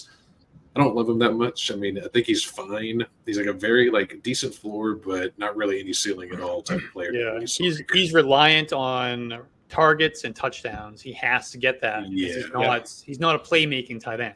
Yeah, right. Exactly. Like total function of the offense there. I agree. Yeah, right. Exactly. But now he's going to play with a backup quarterback. Yeah, new environment, a lot of unknowns. That's the biggest thing, right? You just have it's a total dart throw. What's going to happen with that offense? Yeah, I mean, Robert Woods is there too. Like, and he's no slouch. He might find a way to. A little bit of a slouch. What are you guys looking at that for? What is it? Why do you think we're looking at you like that? But Robert Woods is the red flag. What's going on? What happened last year? What happened last year with Woods? He was in Tennessee. Yeah, now he's Malik Willis. I should let Alex get this. He's got this. Get him. I mean, to that point, though, I mean, Woods does kind of operate in the same area of the field that Schultz, I think, probably will. So I could see some of those. Hunter's here for the word of reason. I mean, I do love Woods. And his time with the Rams, he's definitely kind of washed now. But, I think he could still – I mean, we're not even talking about him necessarily. Just talking about in relation to Schultz, he can maybe take a little bit of work from Schultz. Yeah. Sure. See, a little bit. But I think Schultz is good enough to kind of be that bridge tight end while you wait for Dalton Schultz. Dalton Kincaid to break out for this team. Yeah, he's arguably the best tight end on this team for this year. Yeah. Yeah, I would agree with that. Absolutely. Most reliable, probably. I'd say so.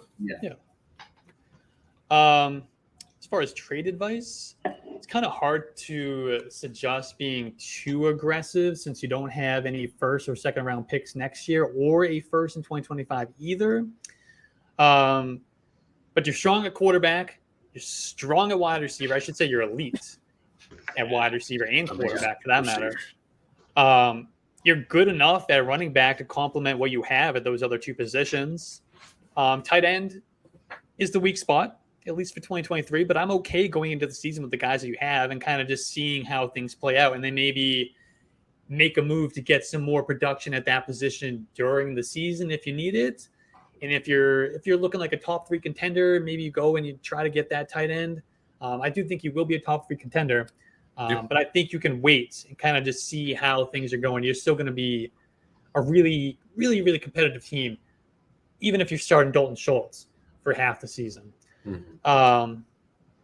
One thing I would say for sure, though, is to not trade away either of your top 2 wide receivers. Yeah, you're keeping Chase, you're keeping Jefferson. Build around those guys, and even Devontae Smith and Olave, I'm keeping those guys as well.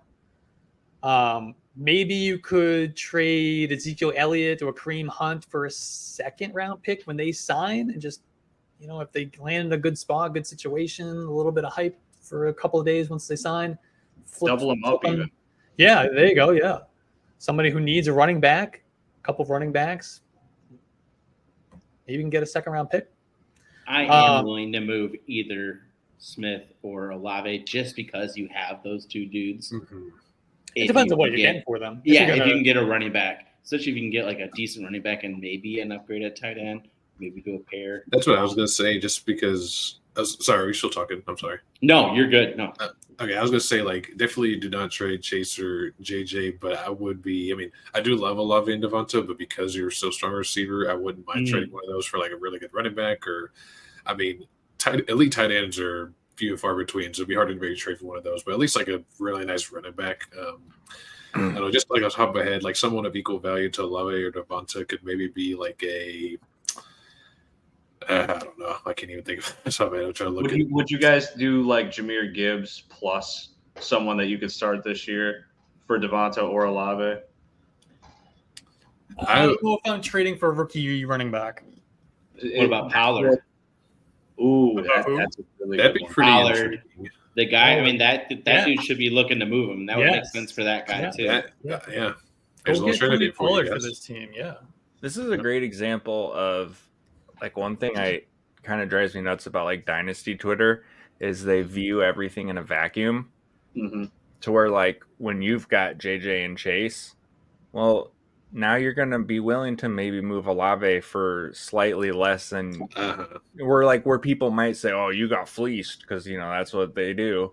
But it's well, no, I didn't, because I still got JJ and Chase, and now I got this stud-ass running back. So it's this is I don't know, everything is so situational to me that you just can't look at everything in a vacuum. And this is a great example of that. Big agree. And especially in a league where you only have to start 2 wide receivers, you got the 2 best ones. We're moving those guys out.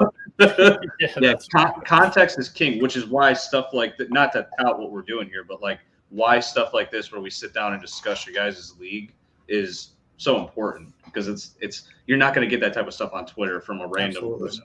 Yeah. You've got all the context you need right here for that type of stuff. So 100%. Yeah, and I think your time in the Who Cares Bowl is over. I think you've done a great job of building this team, and I think you'll be one of the top contenders in this league for the next few years. Let's go. Great. Yeah, Arrow's definitely pointing out. I'm curious if he had Chase and Jamar and Jefferson last year for who's even the past couple of years, and he still found a way to land in the middle, which is just crazy to me. But maybe because those running backs would have held him back, or the tight ends. But Probably, yeah.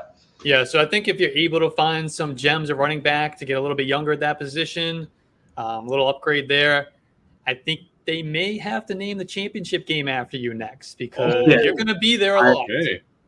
I want that. Oh. Like, I want a follow up to where, yes, please name the what was it, the middle game that they have? Who cares bowl? They were going to name it after this They guy. want to rename it. Now he's going to say, "Who cares?" Because I'm in the fucking championship. That's right. Let's go. Yeah. Alex doesn't swear much like we do. I see him on the podcast, so when he does, he's hyped. All right, so that brings me to the aptly named Poo Crew, which is just hilarious. That's a solid name. Not as good as Cock Lesnar, but it's up there. It's up there. Cock Lesnar's a legend. Legend. Steel 4689. A little backstory. Perennial title contender. Won the inaugural season in 2020 and has lost in the semifinals in each of the last 2 years.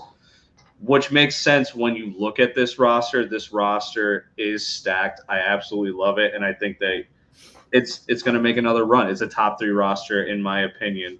It's really It's phenomenal. So quarterbacks, we got Justin Herbert. You know, I can understand why maybe you did, you know, come in as a runner-up last year because Herbert just had one hell of a down season compared to what everybody thought he was going to have. I expect a big bounce back for him this year. I think everybody here agrees on that. We've talked about him before. You know, Quentin Johnston added. Well, never mind. Dennis thinks Eckler's the whole offense, which he's not entirely wrong. Eckler makes this offense go, but Herbert still throws to Eckler, so I think that's a good. Regardless, he's top 8 minimum. Like, for sure. Deshaun Watson as your backup, you'll finally get something out of him this year at least. So if you have been sitting on him for a couple seasons, you're going to get something out of him. And as your backup, can't go wrong. Jimmy Garoppolo, I mean, who cares? He's in Las Vegas. I'm not very excited about him, to be honest with you. But if you got to play him because something drastic happens to Herbert and Deshaun Watson, you've got him. And then Trey Lance is on this roster as well. I assume he had Jimmy G last year, so he's doubling up on San Francisco quarterbacks to hopefully get one to play. And it still didn't work out because then Brock Purdy played the last half of this season. So sorry about that, dude. He's actually playing 4D chess there because he's predicting the Trey Lance trade to the Falcons, so he has a stack with Pitts. You know, I like it. Yeah, Hunter. Sorry, I didn't mean to cut you off there. No, you're fine. I'm just kidding. Keep doing what I it. did say about Lance is pertinent to the trade. If he does find a way to get traded, like the team actually does finally deal him, like they should trade him. Yeah, trade him. Someone will be hyped about Trey Lance if he lands anywhere. It could be anywhere. So just get what you can for him, especially with this team. You need to go and get something for him because he's not doing you any favors sitting on your bench. Agreed. Then we move to the running back room, which is absolute. This whole team is, you know how Dennis labels all of his stuff. I don't need to label all these individually. It's just elite the whole way down from quarterback to tight end to defense. So running back, you got JT, Saquon Barkley, Travis Etienne, David Montgomery. Alexander Madison is your 5. I know we don't. Some people here aren't like super high on Madison, but as your running back 5, yeah, I'd take that. When you already have 3 ones. Yeah. No, you're absolutely killing it. And Montgomery, you know, who hell if we know he got paid? Maybe he is the one in Detroit. You never know. So it's all possible. And then guys that you got on your bench that I think are worth mentioning, Jaylen Warren. I think he's now surpassed Madison since Madison's a starter. I think Warren is the top handcuff in the NFL for fantasy purposes. I mean, there's probably guys you can argue with on that, but I think if he stepped in for Najee, he's going to be the top. Yeah, he's for sure. Jeff Wilson, 3-headed monster. Jeff Wilson got the most touches when he was there in Miami last year. Maybe he finds a way to do that again. I doubt it still. 3-headed monster is hard to trust, but he'd be your 7. So you guys can agree or disagree, and I want to get your opinion on it. I have Breida as a handcuff for Saquon. I think you guys agree with that, right? There's no one else there. I mean, I know some people believe in Brightwell. I'm not Eric that guy. Gray. Yeah, I think maybe Eric Gray, but he's not like anything. We got to see it special. first with him, I think. But if Saquon goes down, I'm not touching anyone. That's fair. That's fair. But to have Saquon on your roster, to have at least someone that might back him up and take his touches, but he's got so many running backs, I don't think it matters. And then Zach Moss. Do you guys think that he is the backup in Indy to have or no? I'd rather have Evan Hull, even though I don't think he's that great, but at least he could catch passes and he's a rookie, so at least he could maybe be good. We don't know, but we know Zach Moss is not. Exactly. So. I would take Deion Jackson over Zach Moss. See, I feel like when Moss got there, Jackson didn't get very many touches when JT missed time. So it threw me off like, well, maybe now it is Moss because Moss is taking touches away from Deion Jackson while there's still no Jonathan Taylor. So I feel like that whole backfield is a crapshoot after JT. So maybe you just absolutely. But I don't think Moss is a bad shot to take compared to him. You're trying to handcuff your top backs, which I totally understand, especially in a dynasty league. But if you have so many, I don't think it matters. You guys agree with that? If Taylor goes down, it's going to be an ugly committee. I think all three of them, Jackson, Moss, and Hull. And I don't even know if any of them are going to be worth playing anyway. Similar to the Giants, where those two teams flow through those guys, and the hit the offense as a whole will take without JT or Saquon, respectively, is just going to be too much. Yeah. Well, and you got Steichen moving over there from Philadelphia, and he ran a committee last season, even when he had his healthy starters. So, not saying that's going to happen to JT. When JT's healthy, he's the dude. But we're going to see a rotation if something happens to JT. I think I agree with you guys on that big time. On to the wide receiver room. I love this wide receiver room. I know it's not maybe as star power heavy as some of the other ones that we've mentioned, but I think you can make a very deep playoff run with it. Amon-Ra St. Brown is your best asset, I think. I love Amon-Ra. Even when Jameson Williams comes back, I think it's still going to help Amon-Ra. I know we've talked about it a little bit, but even when players like Calvin Ridley get added to offenses, I usually like when a good player gets added to an offense for a wide receiver because it helps take coverage, and you can find a way to, and that most of the time I feel like works out. Sometimes it doesn't, but I feel like it's going to work out. He maybe takes some coverage, but he's also taking targets. Yeah, but I want my wide receiver all by himself. Just funneling the targets. I mean, it worked for AJB in Philly with Devonta Smith. He also got an upgraded offense completely and an upgraded quarterback.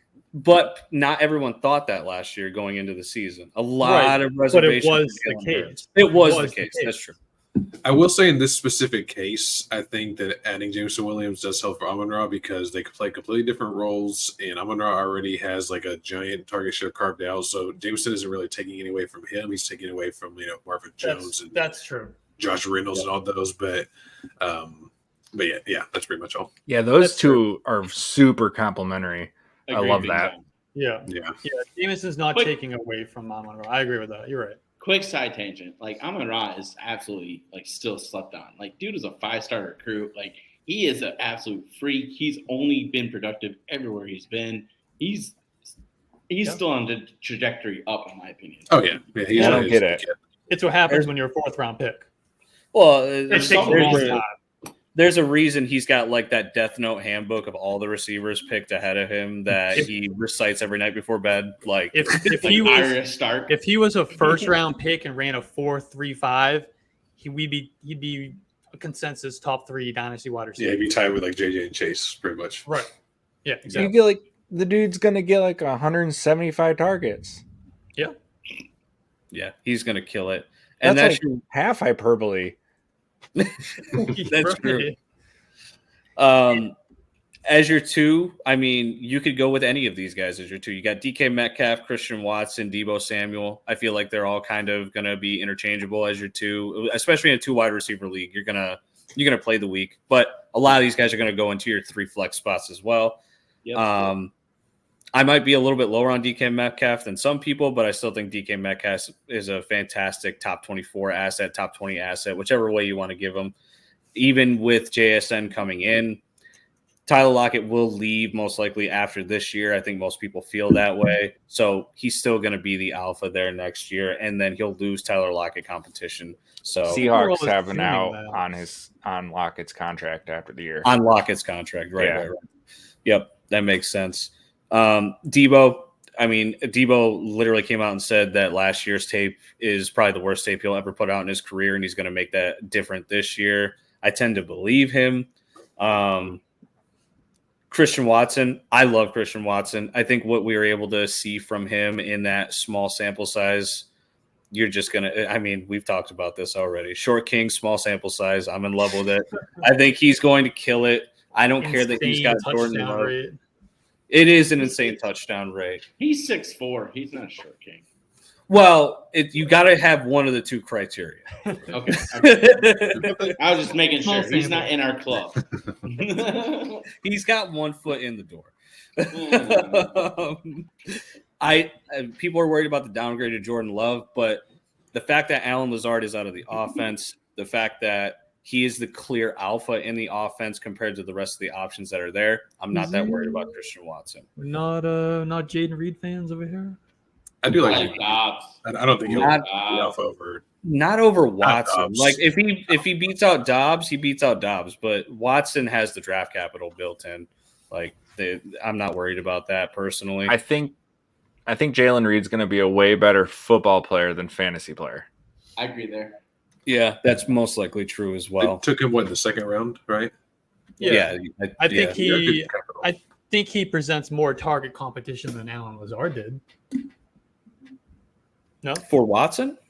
For Watson, yeah. Well, just in general. Oh, okay. Yeah, Lazard's very average. He wasn't anything special. It's kind of another one of those like we just have no idea what the hell to expect situations because of Love. When you go from a perennial like Hall of Famer of Aaron Rodgers to anyone else, you don't know what you're going to do in that offense. Especially then you lose Lazard, you lose.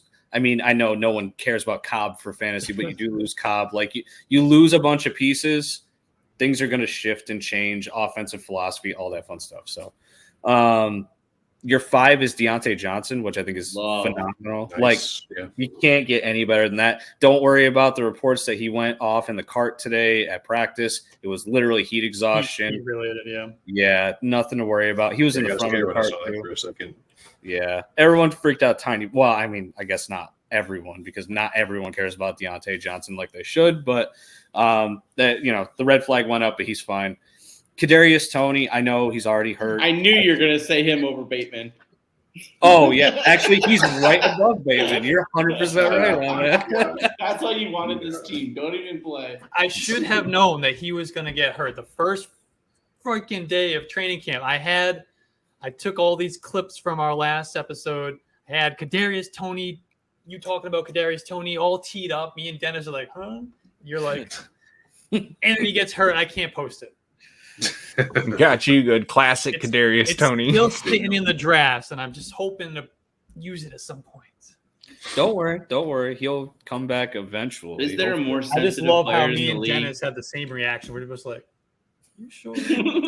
Well, it was the Trey Sermon thing all over again, where heads cocked to the side and looked at me like that. That's fine. I am habitually in on Kadarius Toney still. That wide receiver room just doesn't impress me. And Toney, when he is healthy, has been impressive.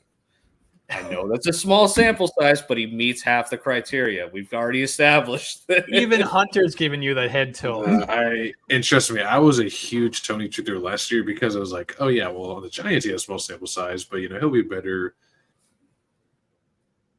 And he froze.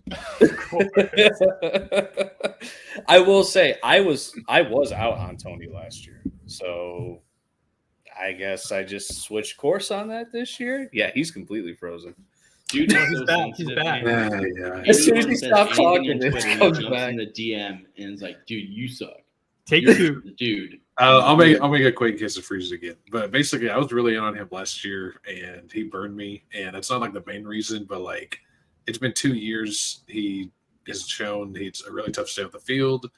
And even when he was on the field last year, he was decent, but like you would want to see a little better for how much he's getting hyped up. And also all of the like the off field, DM fans and all that. It's not like just the gonna worst say- thing, but it's not necessarily like a great sign. It's like I don't know, I Yeah. feel like just too much Knucklehead unnecessary factor. drama. He needs to be focused on other stuff. I don't know, but Yeah. Hunter's maybe- gonna DM when this maybe I should- podcast drops. probably I was so, just gonna yeah. say maybe I should send him that clip, see how he reacts, and we can like- post his I reaction. mean, on be Twitter. like you and you Miko do have a Hardman from knack last year. for Miko gaining the Hardman. attention of Chiefs receivers. Yeah, I was saying, chase that Yeah. cow. Fair. That's fair.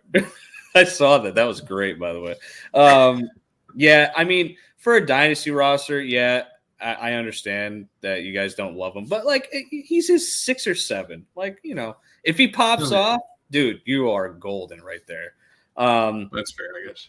Rashad Bateman, I've talked in the past how I'm not a huge Rashad Bateman guy. I love Zay Flowers way more than Bateman. I think Odell Beckham being there just hurts Bateman more than anything else. It doesn't help him. I'm not bought in. I could be wrong on this, but with the addition of Zay Flowers in the first round, just really shaboshed any hope that I had of him being an asset. So, but I mean, he's so deep on your depth chart that it's fine. DJ Chark, new home, Panthers. If he can stay healthy, I mean, we all said that Adam Thielen's basically dust. He's got a chance to be the number 1 this year for the Panthers, if I'm not mistaken. So maybe he does something. What do you guys? Marshall Hive, get up. What do you guys think about Michael Gallup? There's so many mixed opinions on Michael Gallup out there. I mean, for Dynasty on this roster, I think he's fine because he's so deep and you don't have to worry about starting him every week. But they pay him a bunch of money. He doesn't play great last year because of the injury. Then they go and get Brandon Cooks. What do we do? I don't know. He's too deep for 10-man to me. Yeah. Oh, really? You think he's too deep for even 10-man? I think he's worth rostering at least. He's worth but being on the roster, but I like Cooks. it's hard to know if was it all the injury last year, or was there more to it? That's what I'm worried about. Like by the end of the year, that question should have been answered, and I don't feel like it ever was answered. So, and they were a maybe playoff. that was the answer. Yeah, I think that's what we're getting at. It's like the writing's on the wall. They signed Cooks. This is probably another bad Jerry Jones big mega extension of a lot of money that shouldn't have been spent. So you might not love your addition of Michael Gallup to your roster in the future. I don't know if he carries much value. But overall, I think that your wide receiver room, you got the perfect mix of veteran and youth. You got tons of depth that you're going to be able to use. You've got some big boom players. You got consistency with your running back room, which is absolutely stellar. And you've got 2 great quarterbacks. I don't think you're going anywhere wrong. And then tight end, we can make this really quick. You have Travis Kelce. You have Kyle Pitts, who people think is going to be the next Travis Kelce for Dynasty. And you've got Michael Mayer. That's the best tight end room in your league, bar none. There's no question about it. You can't fight it. So overall, and I'll just skip defense, Cleveland, Green Bay, you can swap between them. Why do you have Los Angeles Chargers? They're a terrible defense for fantasy purposes. Overall, this is my team that I think is going to make it into the Super Bowl for this league again. You're going to make it into the championship game. Can't promise you a victory. You've made it twice and lost twice.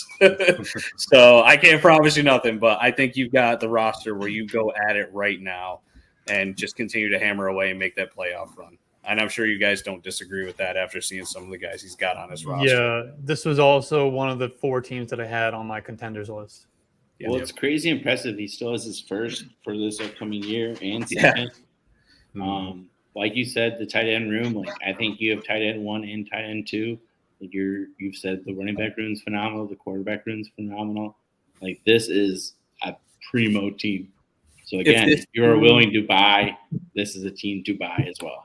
Yeah, if this team had JT and healthy last year, and I mean, I know ETN missed some time towards the mid end of the season last year too for fantasy. Like, there's some guys that missed time on this roster last year, and I feel like that probably hindered you from winning a title.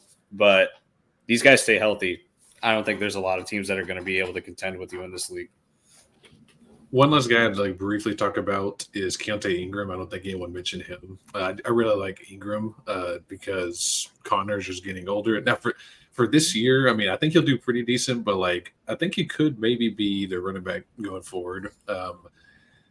He's pretty fast, pretty athletic. He was decent last year when he barely played, but I think James Conner's just dust. And I think if the season goes to shit, then they just say, hey, let's see what we have with Ingram if Conner's not hurt by then. Yeah, maybe he does well enough to maybe win the job for next year. Who knows? It's nice to have that as what you're running back 8 or whatever. Like it's a luxury. But completely agree. I like him. This is a great team. I drafted him in Scott Fishbowl at the end. Yeah, I love James Conner, so I'm not gonna participate in this slander.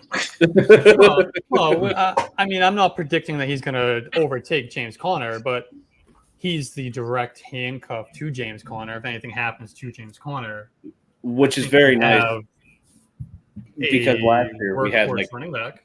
Like last year we had the question marks: is it Eno? Is it Ingram? Is it like? I think Darrell Williams was there last year, wasn't he? Wasn't he a backup on that team as well? Yeah, for a minute he was. It's like we don't know who to take as the backup for him, and then of course Conner goes down, and we don't know what to do. So like now I think we have a pretty clear answer. You guys are right. It's Ingram. There's no one else on that roster that comes close to him as the number 2. And the only way that anything changes is if they make a signing, but they're not in the market to make a veteran signing because they're playing for the number 1 overall pick. Yeah. And if Conner goes down with, I don't know, an ankle sprain or something, he is less likely to rush his way back if this team is 2-10 at the time. He's making decent money with that team. So if he goes down with an injury, he's going to be like, well, I'm out for 8 weeks. Okay. Wheels up the countdown. So I, of course, wanted to save the best for last. Unfortunately, I did not get the opportunity to do that. I did not get to pick a good team. Good. I will say one thing I like about this team is the nicknames. We got Dr. Donkey and the Professor. Those are good nicknames. Other than that, though, that's don't have much good to say. I'll say for this upcoming season, it's going to be pretty bad. I mean, we're talking possibly worst team in the league. I'm not going to sugarcoat it. Lots of youth, though, like lots of rookies, lots of second-year players that in 2 or 3 years, this could be a really good team. And he has lots of draft capital. We'll just start with the quarterbacks, though. You got Anthony Richardson, C.J. Stroud, the 2 highest draft.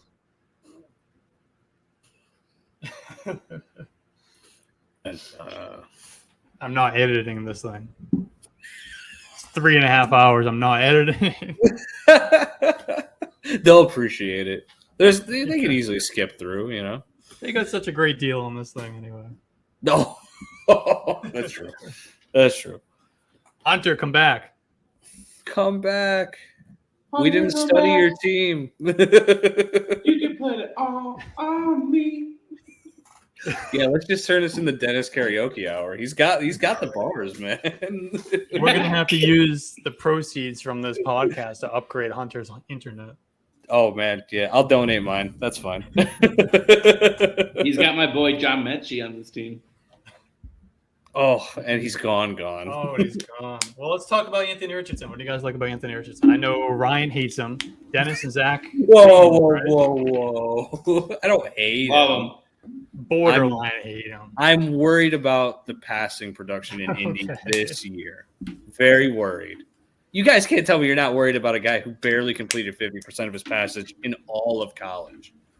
See, but I don't think we need him to complete a lot of passes. We need him to run it. Like for our purposes. I think he's who people wanted Lance to be. Yeah.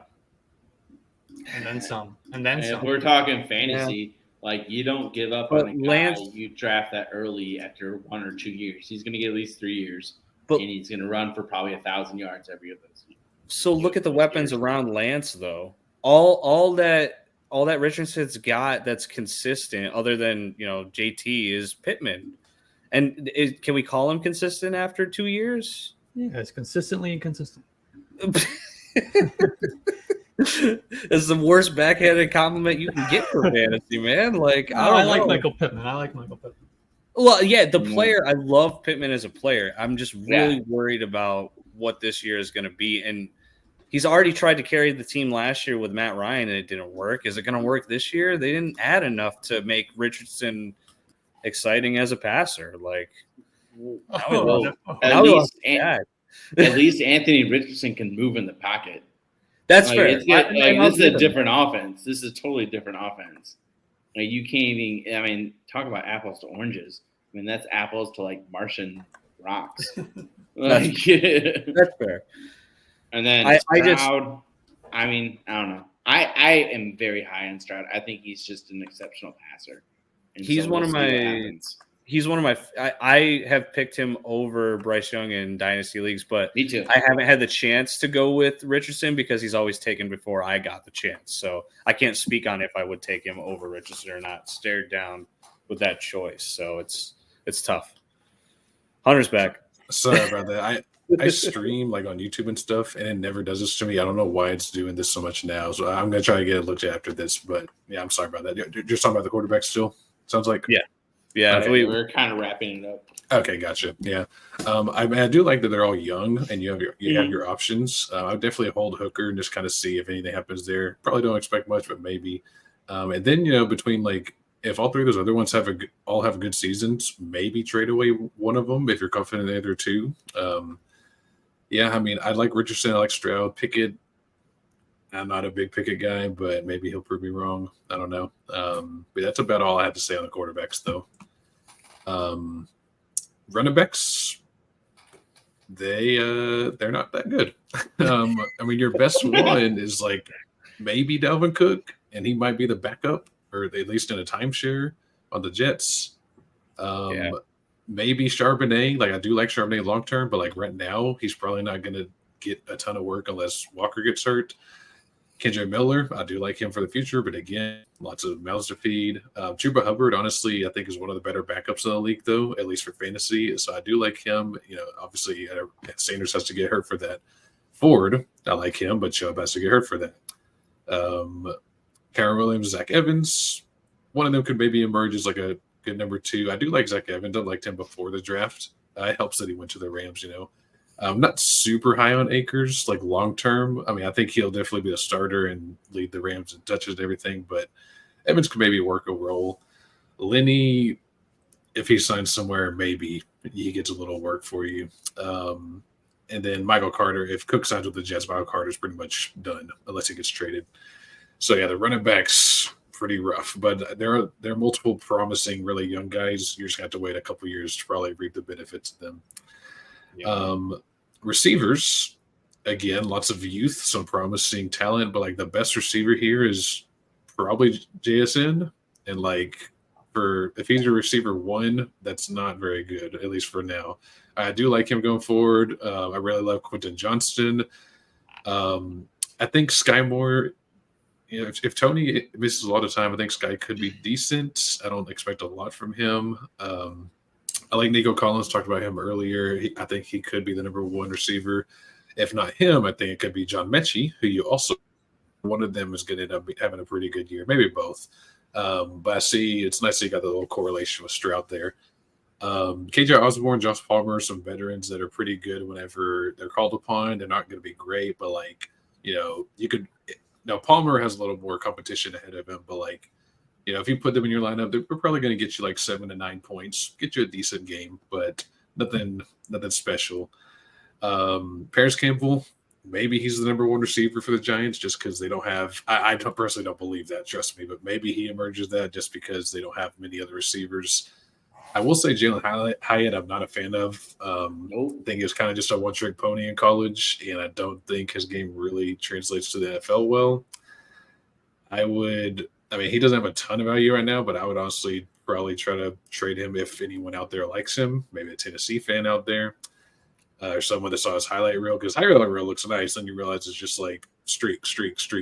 Like, how much is that really going to translate to the league? It's a good time to look, too. He's like the only healthy wide receiver in Giants practice right now. Yeah, exactly. Good point. Yeah.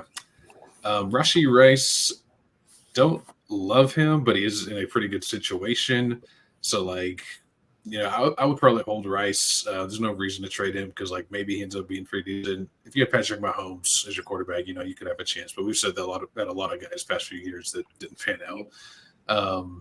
Kind of different role as Sky, but kind of in the same boat as like just by default, one of them might have a good season. And then Terrace Marshall, I think Dennis owes you those talking about him earlier. I do like Marshall. I think he's still got some potential. He kind of shined towards the end of last season, had some good games, and I do like him. So I definitely wouldn't mind keeping him.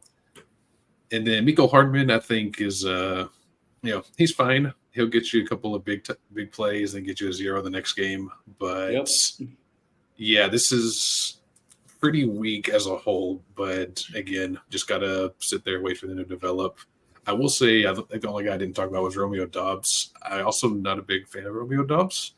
His stats looked pretty good, like just for fantasy. But if you actually look at the metrics, like his separation versus man and things like that, he really wasn't that good last year. He was just kind of propped up by just a few good games with some touchdowns. So I'm not a big Doubs guy. It was that primetime game everyone remembers. Yeah, he had like 2 touchdowns, 100 yards, something like that. Yeah. He found a way to draw targets because everybody got injured. Like he shined when the injuries were prominent to Watson and Lazard. And when that wasn't there, he just kind of faded into the background. So yeah, I mean, he's like a fine, maybe real life number 3 receiver, but I do like Reed over him for sure this year. I don't think he's anything special moving forward, especially with Love. I don't love Love. How can you not love Love? And then wrapping it up, the last group of players we'll talk about for the show, the tight ends. We got Chigo Okonkwo, who going forward maybe, but for this year, it's not a very good outlook, especially with the Hopkins signing. I do really love his athleticism, though, and again, small sample size, he was super efficient, but is that going to stick? No offense. Was super athletic, too. Yeah, exactly. Whoa. Alberto didn't earn targets year 1. That man, Chig earned targets. He did earn his targets, but again, that was not very much target competition. I'm so sorry. And then, I mean, no offense, or Hayden Hurst is maybe the backup tight end. Hurst is actually okay. He could kind of maybe bridge the gap, like we talked about, like maybe bridge the gap while Chig waits for Hopkins to, get older or whatever to really break out. Yeah. He's okay. Rice will probably pepper the tight ends a little more as a rookie. Noah Fant is, I mean, as a talent, he's fine, but they just seem to like Colby Parkinson and Will Dissly over him for whatever reason. I guess the blocking, but he's fine. And then Cole Turner is actually kind of a deep sleeper. He's on Washington. He could, I mean, Logan Thomas is getting old. He could be their starting tight end by the end of the year. So he's worth keeping an eye on. And then Schoonmaker for Dallas. I mean, nothing much to say there. Shot in the dark. Guy. I don't even think he's at training camp still. Like he hasn't even stepped onto a practice field at this point because he's hurt. So yeah. Sorry, what were you gonna say? Go ahead. I was just gonna say, like, I think this team has already like ripped the Band-Aid and is totally gone. Like all youth upside, which props because that's a hard move to have. Yeah. I gotta say, I like a lot of these guys out. So for sure. I like so many young guys. And so you just got to be smart with your opportunities. If you see hype kind of outweighing future potential, that's a sell, right? So just be patient. Like you don't have to force anything, bro. Yeah. Well, like one good thing about this year is you're not going to have to stress about, whether you'll make the playoffs or not. You pretty much can accept that it's not going to be a very good year, but you can make some good moves, some trades to help yourself be better in the future. And like I said, it has lots of draft picks. He's got his first next year, second, third, 2 4s, a fifth, like lots of picks. Actually, no, he has 7 picks next year. Wow. Okay. So a lot of picks. Wait, am I counting that right?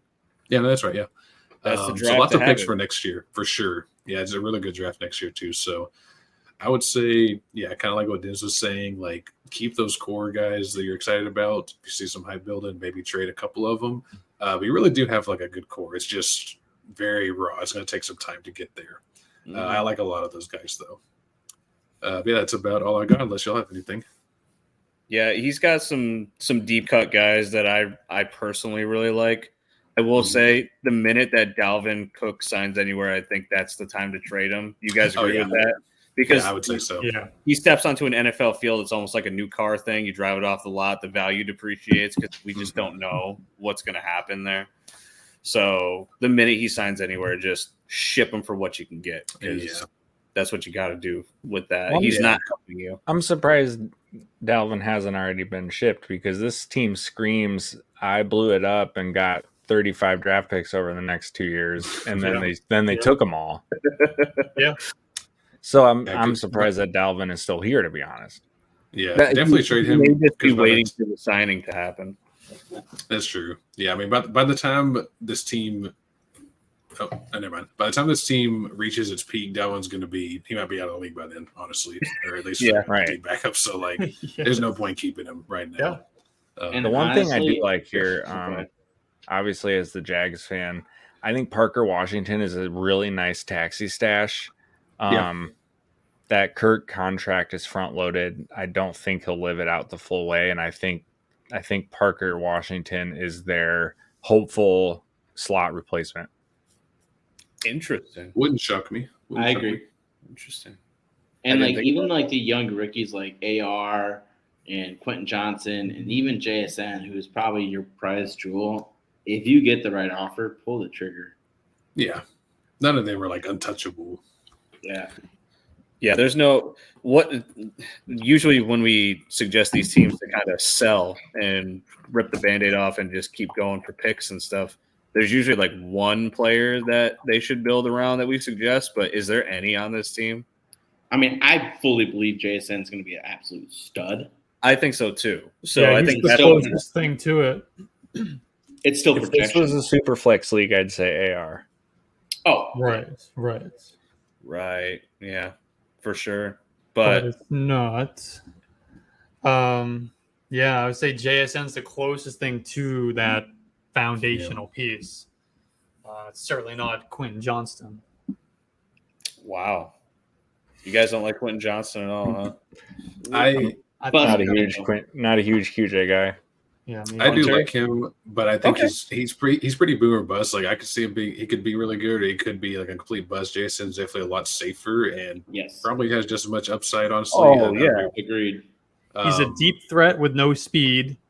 He's a contested catch guy who doesn't make contested catches. Who has hands questions. Yeah. He's good really after good the after catch, the catch. but he's got to catch it first. Yeah, he's got to catch it. You're right. Yeah. I definitely would prefer JSN over him for sure. Oh yeah, no question. I don't want that construed in any other way. No, I wasn't saying you're. I'm a Quentin Johnston guy on Twitter. I hate Jason. That's not happening. That's not happening with this one. We're gonna run the Quentin Johnston clips after he busts. I say we seem to have a way of running a narrative however we want against Ryan. So Ryan likes Kadarius Toney over JSN and Quentin Johnson. Kadarius Toney's getting that clip in his DMs tonight. Dude, I definitely have drafted Kadarius Toney in best ball over JSN or you whack. Okay, before we wrap this up, let's go around. Everyone give your one team that you are picking to win it all, and then maybe an honorable mention.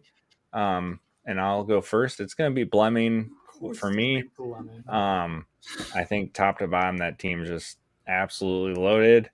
And my honorable mention is going to be whoever is lucky enough to pry the prince from Goofy Jazz. You know he's going to keep him now to spite you, right? That's for sure happening at this point. You better not. He will.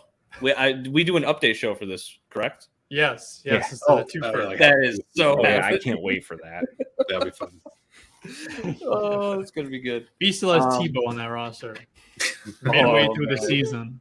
You know and you know what? Right before he's gonna put him in a starting spot too, so that way when we go back in there and see it, he's gonna be starting. Love that. Mine is Steele. I think Steele has this thing locked up pretty good. I love his roster. I'm not just picking it because it's the team that I have to review, but even with the rosters that you guys gave, back to back, I think third time's a charm. You're gonna get in and you're gonna win this year. And then Blemming would be my number 2, though. That team is just absolutely friggin' loaded, especially at running back. It's gonna be tough. It's gonna be tough to top him, but I think Steele's gonna do it. I agree with Ryan. The team with Kyle Pitts is going to win the championship because of Kyle Pitts. That's not the narrative you can And push. so, no, I agree with Ryan. The team with Kyle Pitts is going to win. Dr. Fitchin. I agree. I think Blemming is probably the second, but I'm going to give a shout out to my team. I think the Mike has a chance, and so top 3. I like them. You know, I'm going to give them a shout out. I feel for you, back-to-back runner-up. You got it this time.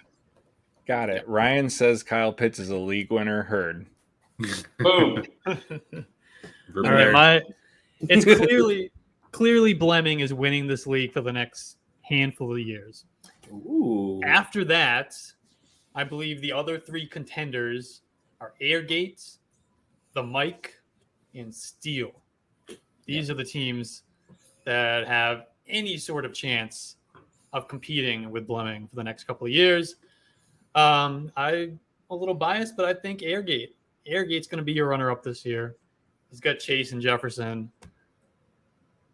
Can't really compete with that. Pretty good combo. Maud Dave Jr. Yeah, I'm gonna go. It's close. I'm gonna say Blemming is probably my pick. Steele is definitely runner-up.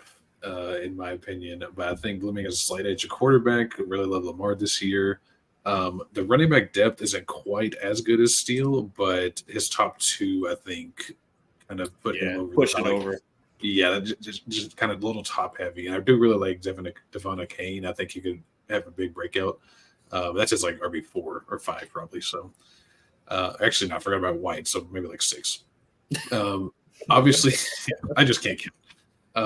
He doesn't have Kelsey, but I mean, Hawkinson is probably just as good of a bet as anybody to finish second among all tight ends if we're not picking Kelsey. Well, first, if we're not picking Kelsey, I mean. And Njoku's really nice too.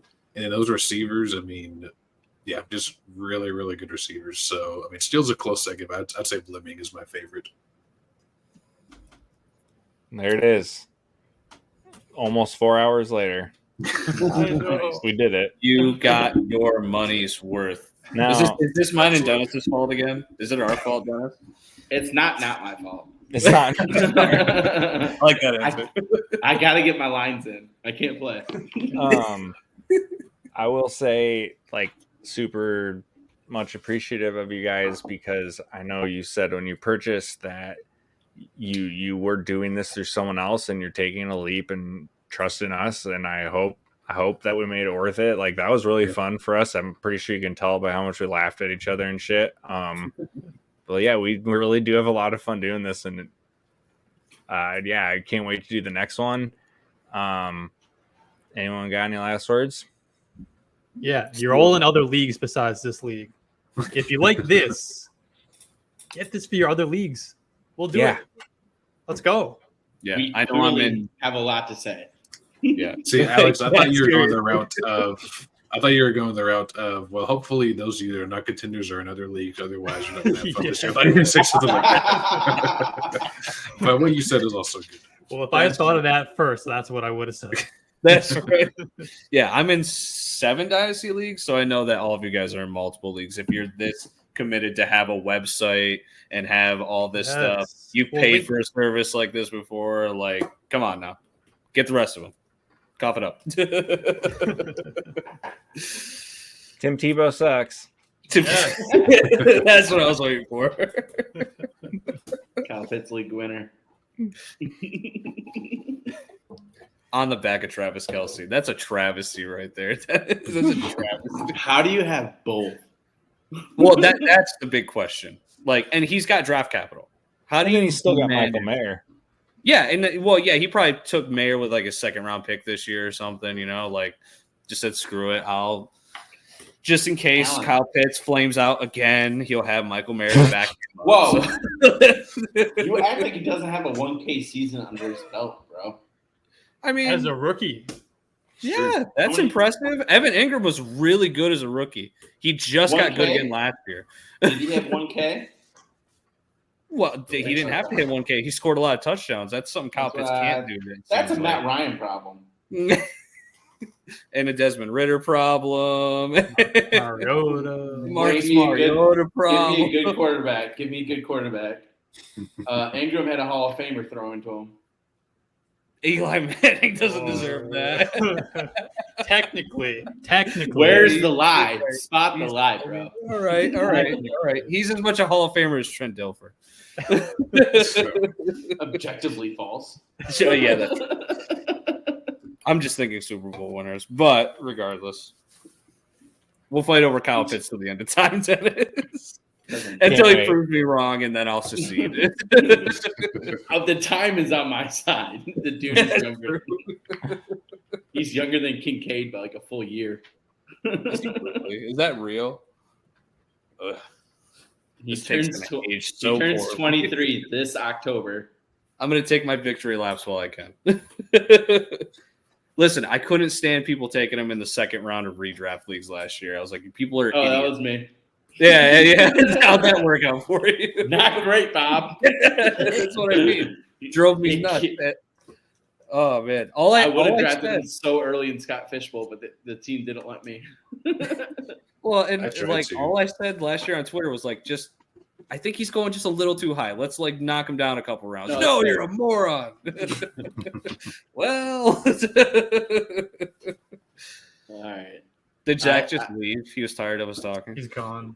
He said he's going to bed. He didn't mean to close the tab, but he's going to bed anyway. That's fine. Hunter, thanks for joining us, dude. Yeah, hey, thanks. I had a great time. Sorry about the internet. I'll try to get it fixed. I don't know why. I mean, I did just get a new PC. I don't know if it's the PC itself, but I don't know. I'll check it. But I had a great time though. Thanks for having me. Yeah, appreciate it. At least we didn't blow our ears out like I did. That was a good time. Less hot takes than us, so it was nice to have a middle. Yeah. I was kind of testing the water. Next time I'll come out and watch my seat. We'll see. I don't know if you guys. Hopefully we get some more orders. Right. All right. See you later, guys.